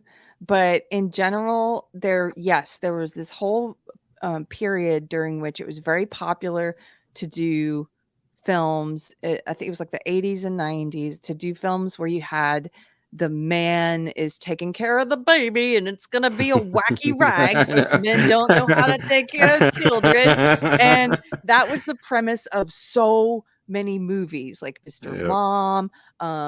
There was one where Hulk Hogan was what was the one with Hulk Hogan where he Is was that having- Suburban Commando? Or was that another one? No, I think it was Oh, no one. something with babysitter in the title. Mr. Nanny. Oh, Mr. Nanny. There was one with Ice Cube. What's the one where Ice Cube takes is care that of kids? what was that called? Jeez. Are we there yet? Is that the one, or was it something I else? think it might have been Are We There Yet? Yeah. There's this whole space. I think there's actually, I don't want to go off on that tangent because I'd like to save it for a separate thing, but Okay. it is worth mentioning in this video that in the 80s and 90s there was this thing where it was sort of like making fun of men who were doing more feminine roles like child rearing. And I don't think there's necessarily anything wrong with that. I think it's kind of funny, you know, but certainly it's obvious there are men who know how to take care of children and babies, and also at the same time it is funny to watch a man do these stereotypically feminine things and not be great at it. I get that. That's what a lot of commercials are. A lot of commercials in the 70s, the 60s and 70s, if you go back in time, you can see, even on YouTube, you can find all these kind of sexist commercials about women and how we make terrible coffee and we don't know how to drive. You showed me one of those commercials. It's really funny. And then in the 80s and 90s, you started to see the opposite. You started to see in the 90s, especially, commercials about men and how terrible they were at housework and stuff and taking care of kids. And it was like, you know, and the whole commercials, they were all built around like, you know, men don't know how to work the dishwasher. They're so Like stupid. Neanderthals. Yeah. It's like Yeah, that's a thing. All right, we'll talk about that on the episode. Okay. Can we get into Dave Chappelle stuff? Let's do it. All right. So Dave Chappelle, for those who remember, he was doing Chappelle's show and he abruptly quit during the third season in 2005. And he went to Africa, and the whole media reported it as being like crazy. He had a breakdown of stuff, and he says he didn't have a breakdown. I don't think he had a breakdown, but I do think he just wanted to kind of get away from things and kind of refocus himself. But when he came back, he did an interview with Oprah. And in this interview, he talked about something that a lot of Black people tend to think is true, that there's a effort to feminize Black men, specifically by putting Black men into dresses. And so the obvious example would be Medea, that, but of course you have Eddie Murphy doing in the Clumps. You had Martin Lawrence do that. You've had tons of other examples, and we can pull up this video of Dave Chappelle where he kind of goes into what he thinks about this. I'm a conspiracy theorist to a degree. Like when I connect dots that maybe shouldn't be connected, I don't know. But certain dots, like when I see that they put every Black man in the movies in a dress at some point in their career, I'll be connecting them down like, why all these brothers gotta wear a dress? This happened to me. I'm doing a movie with Martin. Yeah. The movie's going good. So I walk in the trailer. I'm like, man, this must be the wrong trailer because there's a dress in here. They come in. The writer comes in. I think he's the writer. He's like, Dave, listen, you got this hilarious scene where Martin's sneaking out of jail. So he disguises you as a prostitute. And he put this dress on. And, what? Is a prostitute? No, I'm not doing that. I don't feel comfortable with that. That should have been in the discussion. What? You don't feel comfortable with it? I mean, it's a hilarious bit. All the greats have done it. So, well, if all the greats have done it, it's kind of hacky, right? You're right. So why don't we just not do it? Because I don't feel comfortable wearing a dress. Oh, come on, Dave. Listen, we got it all set up. We're supposed to shoot. Every minute you waste costs this much money. You know, the pressure comes in. He said, I'm not wearing no dress, man. I'm funnier than a dress. Just give me something funny to say. I don't need to wear no dress to be funny. Am I Milton Berle? Blah, blah, blah, blah. You know, we're going like this. Yeah. And then finally he's like, and he leaves. And then like the director comes, Dave, it really would be great if you wear the dress. What is wrong? What is this, Brokeback Mountain in here? So then,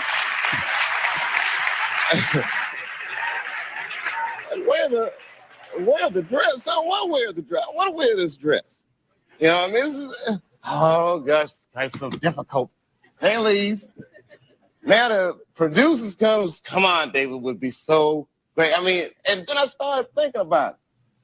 All the comics that I've seen, man, you know, strong brothers, why they be putting us in these dresses? But the minute it was clear, I was adamant, I'm not wearing a dress. I'm not wearing the dress.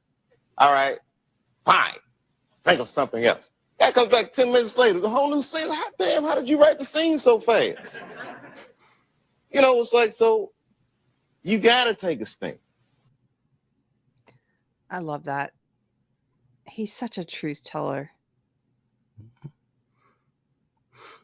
So have you been thinking about, or has this crossed your mind in the past that maybe Yes. there's a push?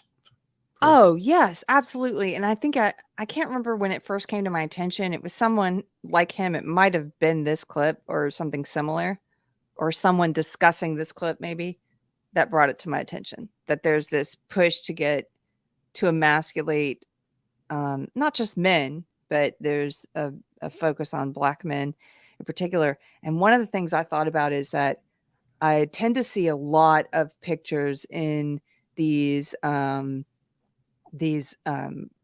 of trans kids Facebook groups that I'm in covertly, where it's tens of thousands of parents and you get kicked out if you don't agree with the gender ideology, and they all it's like a cult. They immediately, you confirm and validate and use the pronouns and start your kid on towards medical and surgical transition, no matter how old they are. They push all of this. And there's a lot of most of the people in the group are women, mothers, and there doesn't seem to be, for a lot of them, a dad in the picture, or they're divorced or something. But one of the interesting, it's a lot, mostly white kids. And the few occasions I've seen a Black boy who's being transitioned into a girl who's wearing clothes and stuff as a child, you click on the mom's page, she's white. He's adopted. Oh, wow. Yeah. This is just an anecdote. I'm not sharing any data with you, but I've noticed this. I think it's weird. Yeah. And the thing is, like, yeah, I think in some cases it is a joke, and in some cases there's not a conspiracy between that particular incident, because certainly men have been dressing up as women for a very long time there, for thousands of years, and many times it was done for comedic effect. But now when we're at the current time where you're constantly seeing this push to feminize men, to push drag onto men, to constantly push this idea of a new type of masculinity, one that's much more feminine or androgynous, at least. At this point, I do think there is something behind this. And I have an article, if you want to bring this up, that has a list of just how many Black celebrity men have been put in dresses over the years. And specifically, I think there's a quote in it from Kevin Hart, because Kevin Hart long ago said he would never wear a dress. He was like Dave Chappelle, but then he wore the dress. Yeah. This is so crazy. If you're just listening and not watching, this is an article called Emasculating the Black Male from Style Magazine. But look at all these, this is from 2014 also. All these pictures here of Black male actors dressed as women. I would scroll down to the part. I keep going. So yeah, this part. Here's a list. Flip Wilson, 1970 to 74. He resorted to drag for his character Geraldine. Eddie Murphy, of course, the Nutty Professor in Norbit. He's known for dressing up and physically transforming to his characters, especially women. Jamie Foxx on In Living Color. He would wear drag to entertain audiences. During his time on the In Living Color, he dressed up as the character of Wanda. Chris Tucker in The Fifth Element. Although Chris Tucker was gaining fame at the time from his role in the movie Friday, before he could break out to mainstream success, he played the flamboyant female character Ruby Rhod in the movie The Fifth Element. Wesley Snipes. Tu Wong Fu. That's right. Thanks for everything. We just talked about that in one of our other videos. where he plays a drag queen. And then also I don't think they put Martin Lawrence in bold, Martin but Lawrence, yeah, of excerpt. course, in the show Martin and the Big Mama movie series. His recurring character on Martin Shanae. Brandon T. Jackson, who in Big Mama Like Father Like Son, who joined the dressing up act in the movie Big Mama Like Father Like Son. Tyler Perry. They say this is the biggest trade out and sellout of them all. At a time when there are no roles for sophisticated or otherwise trained union black female actresses, why does this man have to dress as a woman and all to portray 5 different female characters in one film? The rest of his buffoonery-based films, they really don't like him. Ever wonder why there are no A-list black actors in any of his productions? They have Tyler Perry. Medea's character has been an integral part of building his multi-million-dollar film and TV empire. Arsenio Hall, Coming to America. Oh yeah, he dressed as a woman in their classic movie Coming to America. Miguel Nunez Jr. I don't know this guy, but That's Joanna Man, Keri. Oh, and Joanna Man. A great movie. By great, I mean terrible. The plot of the movie Joanna Man is a prime example of what Chappelle talks about and refuses to portray. Nunez is plays a black male character who gets kicked out of the basketball league and has to dress up as a woman and play in the WUBA. That's Brittany Griner story. Can't do that. Yeah. Kenan Thompson on SNL. Yeah. I give him a pass. He's on SNL, dude. Ving Rhames, typically known for playing macho roles in movies, but in 2000 he played the character Holiday Heart in a film where he dressed in full drag. Tracy Morgan on SNL, once again on SNL, the lack of black actresses leads comedian Tracy Morgan to a tasteless portrayal of great American author poet Maya Angelou. Oh, I thought that he did great as Maya Angelou, though. Again, he's a comedian. Some of these I give a pass to. Right, some of them are just if you do sketch comedy, you should be able to play any character. But if you're like a serious male actor, or if it's not a sketch piece, like in Chappelle's case, it wasn't a sketch piece, it's not necessary, it's in a film, then no. Why do you need him to put on the dress? Do you know what I mean? Sean and Marlon Wayans in the movie White Chicks. They really don't like this. The Wayans brothers movie White Chicks is the most egregious example on this list. In the movie, the 2 black men dress up as white women to become undercover agents, equally offending men and women, black and white people. United black and white people. United against white chicks. And then they say, here are some celebrities who spoke out against black entertainers in drag. As you mentioned, Dave Chappelle. We just saw that clip. I will not wear a dress and a lipstick. Lord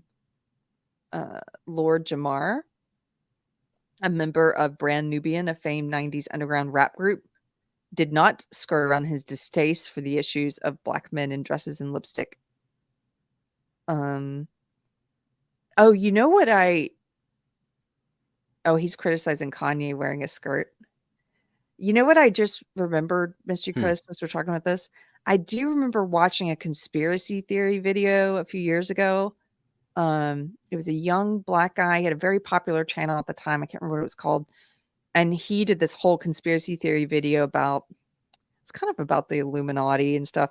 But he was sort of pointing out this trend. And he was saying his theory was that for black male actors, one of the things they would have they would have you do before they would permit you into this elite club of A-listers would be that you'd have to be photographed in a dress. Yeah, I don't believe in that aspect, but I did see Cat Williams. There was a video where he was talking about the same thing and start talking to more conspiracy like Illuminati. Oh, there it is. Yeah.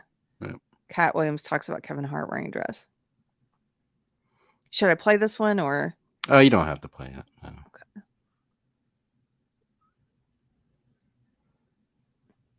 Look what he said. I was one of those comedians who said I would never wear a dress But when It's presented with Kevin the Hart, opportunity, by the way. Sorry. this is Kevin Hart. But when presented with the opportunity of what I felt was funny, I said, "Oh, that's funny. I'll do it." It's all about making the choice about what's funny to you. And then, the person writing this piece really doesn't like this. Quite the contrary, Kevin Hart. Certain executives will greenlight projects that defame the male character both on and out of film. They will never greenlight a positive love story about a black family. This person has some strong opinions. Yeah, it's a little. Susie Stillwell. That's who that is. Who wrote this? Anyway, That was a woman. Wow, I thought it was a man. Wrote it. No, I could tell it was a woman. She's angry. A man is control of his emotions. The other clips were just clips of various black men in dresses, and some of them are pretty funny, like the Jamie Foxx one. But I don't know if you want to show a little bit of any of these. I don't know. This video is kind of moving on. We're at an hour 45. So which ones do you think are necessary? Can we just play a little bit of the South Park one? Yes. Yeah. Of Tyler Perry? Yes. Yeah. This cracks me up. It's so true. You just have to see it. Okay. Here we go. Oh, man, I want to thank you all for this amazing award, or as Medea would say, hallelujah.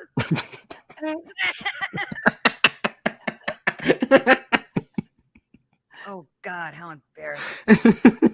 Afternoon. Hello. Okay, thanks, Tyler Perry. Hallelujah. Somebody call IHOP because I need pancakes. Is it true? The Germans want to kill us? Okay. It is true. My mom loves Medea. She has all the movies on DVD. Oh, man. Yeah. It's funny. It's like I don't know any non-black people who watch Medea. Oh, and can you bring up that the Google one, the Medea movie ratings? I just want to bring this up real quick because I just found this funny. So this is just a Google search of Medea movies, and at the top it'll display little thumbnails of each movie. If you click on that, it'll just show below the search results for that, and in the right-hand column you'll see the Rotten Tomatoes score. So yeah, we see Medea's Big Happy Family. If you scroll down a little bit, look to the right, 38% on Rotten Tomatoes. Okay, well, maybe you can't get them all. So let's try another movie. Let's try Medea Goes to Jail. All right, let's go down. Let's see where. Let's display it. Okay, so this one doesn't even deserve us. No, it does. 29%. Oh, there we go. 39%. All right. Well, that's a little less than what we saw previous, but maybe we'll rebound the next one. Let's try the next one. Okay, that was 29%. Okay. 26%. 26%. Okay. I'm kind of seeing a pattern here, but I could be wrong. Let's try the next one. 36%. Wow, that one's a little bit higher. Okay. Do they all start? Do all the film summaries start this way? Medea's back. When is she not back? Medea's back again. Medea's back a third time. Medea's back a fourth, a fifth, a sixth time. I told you this is the modern day equivalent to the Ernest movies. Yes. Oh my goodness! Look at that. 16%. Oh, that's not Medea's back.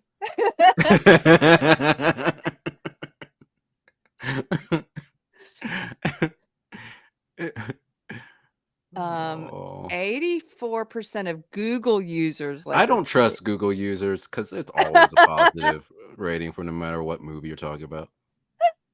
And keep in mind, when we're looking at that Rotten Tomatoes score, that's the official critics. Yeah, that's not the users. Look at this one, 19%. Medea's witness protection. Medea's back. 18%. So far, there's no Medea movies above 40% from the critics that should love this. They should love it. 20% Rotten Tomatoes on Medea's Christmas. Medea's back and it's Christmas.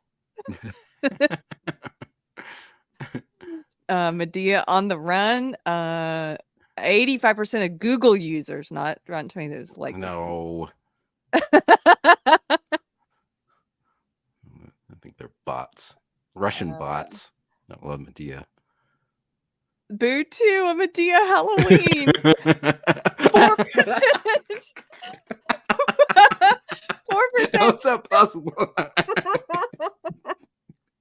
Medea's back and it's Halloween.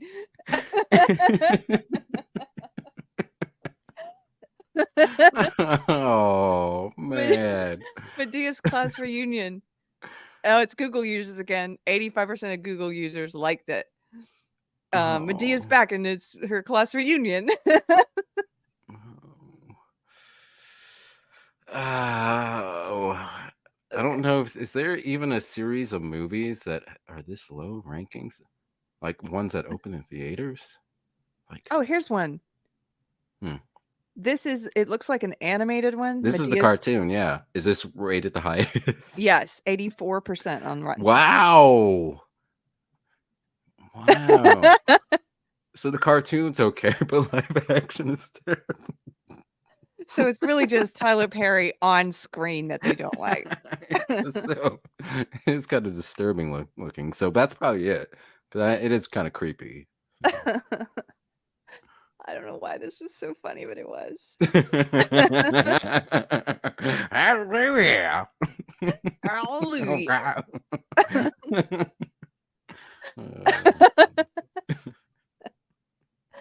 Oh man.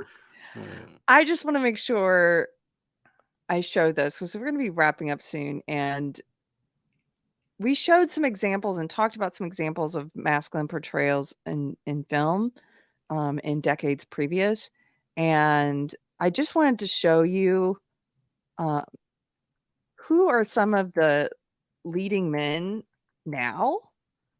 So, gosh, here. These are also just a Google search. You can see this guy is just, you know, he's supposed to be the hottest thing since sliced bread. Timothée Chalamet. I do not get it. Willy Wonka. Yeah, no, I don't want to see him. Are you excited about him as Willy Wonka? No. This guy is, even when he's not wearing a dress, which he does wear a dress. I'm trying to see, where's that picture? Let me pull that up. A little Harry Styles-ish. Yeah. It's kind of like effeminate pretty boy. He's an effeminate pretty boy. He's fey. He's just he's a dandy kind of, foppish. Is that the right word? Like all of those Victorian words that describe, he's just limp-wristed. And I don't mean gay. I mean like limp-wristed straight guy. It's just no, like I don't know. I like the last Dune movie, his name, but I'm curious if they're going to be able to stick the landing because he doesn't come off as tough, and his character is actually going to have to like fight people, which he already did in the first one, I know, but still, I'm wondering if they can keep it up, this believability that this little scrawny guy can beat all these people in hand-to-hand combat.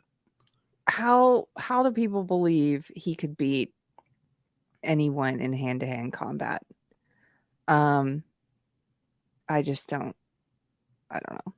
Now, am I getting him confused? I might be getting him confused with someone else because I can't find him in a picture of him in a dress. I might be I think I'm getting him confused with Harry Styles. Oh. No, gross, Harry Styles. But he does wear this very feminine, look at this here.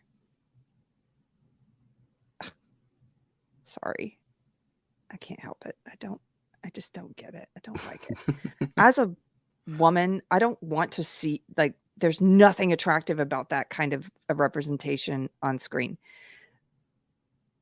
I'm sorry. I know it seems like I'm too focused on the way he looks, and I know that maybe they could have a character that's very masculine, like Gregory Peck and To Kill a Mockingbird, and yes, that would really buff him up to have him play someone like that. But look at this. This is how he dresses when he's on the red carpet. He dresses in this very feminine style. What? You don't like that he's in touch with his fabulousness? No, there's nothing attractive about this. Gross. I'm sorry. This is not a masculine look. This top here that he's wearing, that is a lady's top. It kind of looks like a napkin or a bib or something. He just like tore it tied around his neck. It looks like a lady there. It's like, no, I don't want a man who looks like a lady. Dude looks like a lady. Yeah, not interested. Here's another one. I don't know any. See, part of the thing when women go to see movies that are considered to be marketed at like a male demographic, like action films or superhero films or what have you, one of the things that women go to see, aside from a good movie with a good storyline, is they go to see a strong, attractive man on screen, just like men would like to see a strong, effeminate woman on screen, you know? And when I go to an action film, I am not looking for some guy that looks like this. This is Ezra Miller, The Flash, and just a total mess. And nothing masculine about this guy at all, in my opinion. And also, you know, off camera, does a lot of really degenerate things. But yeah, not attractive. Why? You don't find that bottom photo of the makeup and the lipstick attractive? The makeup and lipstick? No. He looks like one of my old clients, Amanda Palmer here. Who is a woman. Oh, I didn't know he's wearing a skirt too. Women's boots. Here, it didn't pull it up when I clicked on it. Here, let me show you this one that you just mentioned. Oh no. And of course, the headline here at Vogue is Ezra Miller reveals his best look yet, a mini skirt. Look at what they say. Ezra Miller reveals his best look yet, a mini dress and knee-high boots. No.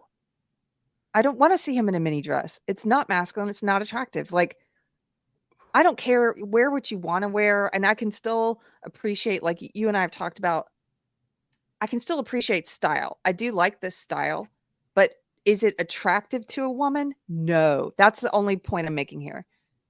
Do I admire the you know, his sense of style and the way he did his eye makeup? And is there's, yeah, sure. But would I want to, is this a good, strong masculine role model? Is this someone that men should want to emulate and women should want to be with or attracted to? No.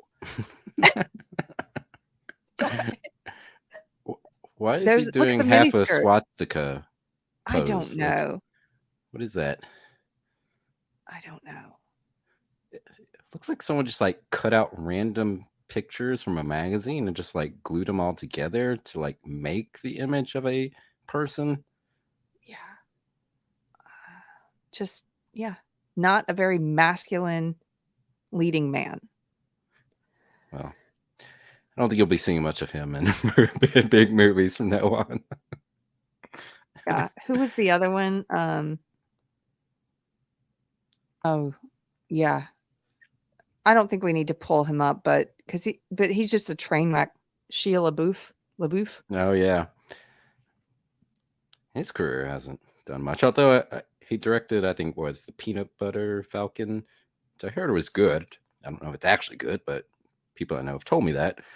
So maybe he's doing all right with directing, but I don't think he's really in any big projects. I haven't seen him in a long time in any major movies.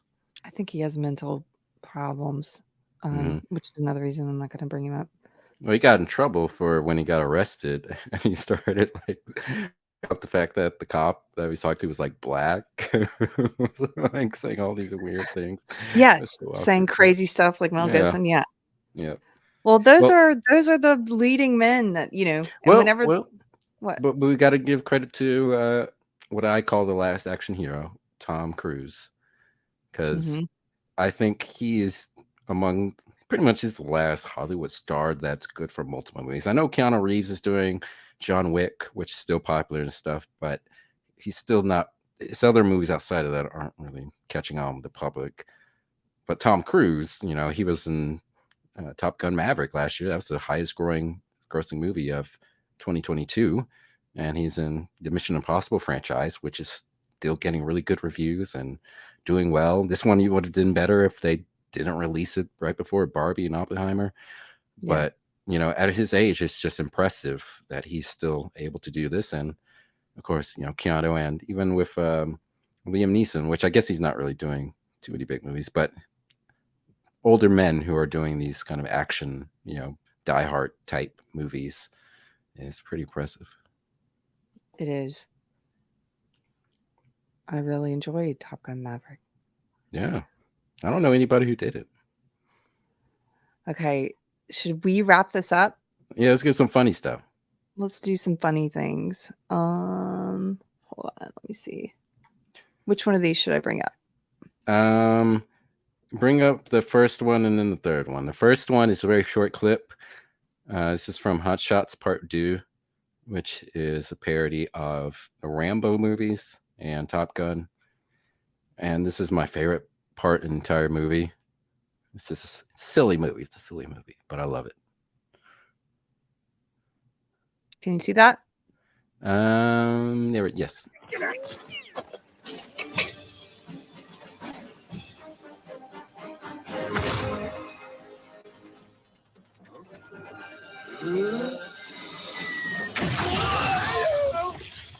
War. It's fantastic. I always love that. Because the war is not fantastic. I get it. Yeah. Okay. Let's bring up the second link and just watch a little bit of it. We're not going to watch the full thing because it's a decent sized skit. But this is from Craig Ferguson's show, and I love Craig Ferguson. And he's playing James Bond in it. And one of my favorite skits. Everybody knows that the new James Bond movie is coming out. It's coming out tomorrow, isn't it? Yeah, I'm very excited. What they don't know is when they started the filming, they started with Sean Connery. I know! Apparently, it didn't go very well. I wonder what that was like. Where's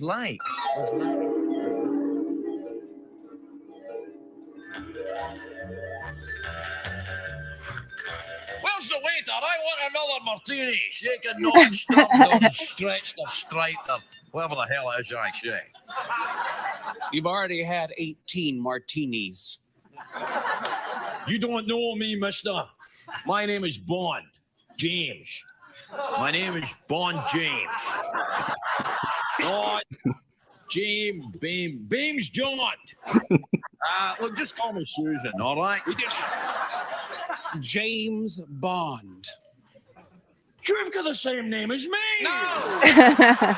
You're James Buck. Can we just please get back to our high stakes poker game? Yeah, all right, then, yes. I've got a very good hand here. Yes, I know you do. Yes. You're holding your cards backwards. That's part of my strategy. Go fish. We're playing poker. Oh, sorry. I mean, Yahtzee. Okay, you know what? Look here, Okay, Bond. I'm not.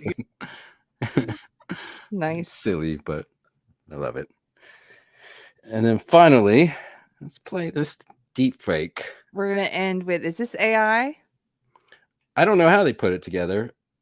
I assume they used AI for the voice, but it's funny. You'll like it. Okay, cool. Arnold Schwarzenegger.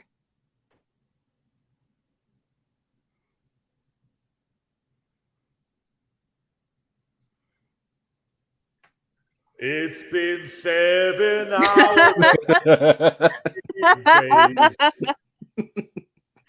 since you put your boobs away. Oh, no. I go out every night and sleep all day since you took your boobs away.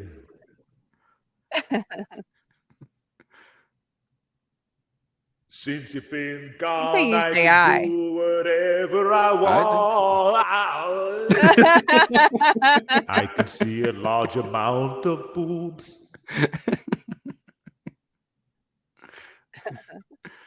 I can eat my dinner in the fancy restaurant,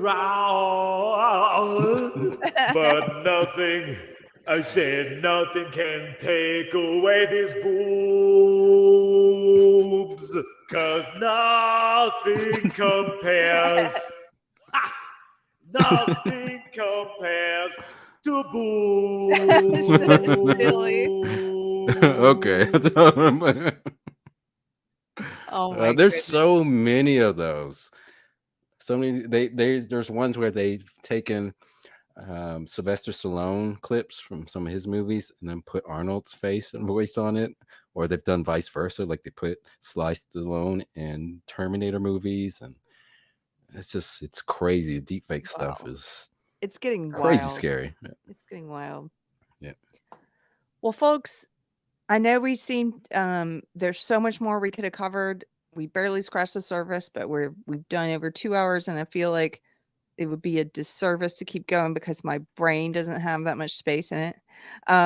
We're gonna wrap the show up here with our funny clips, and just thank you for hanging out with us this week. Thanks for hanging out with us tonight, and for supporting, what we do and having fun like this on a Wednesday night. And if you have a second and you like the video, hit like, that helps us, or leave a comment. And it was fun hanging out with you. It was fun hanging out with you, Mystery Chris. Yes, it was fun. And thank you, chat, that is not there but will be there. Yeah, I love you. You will be there. Cool. Take care, guys. Bye. Bye.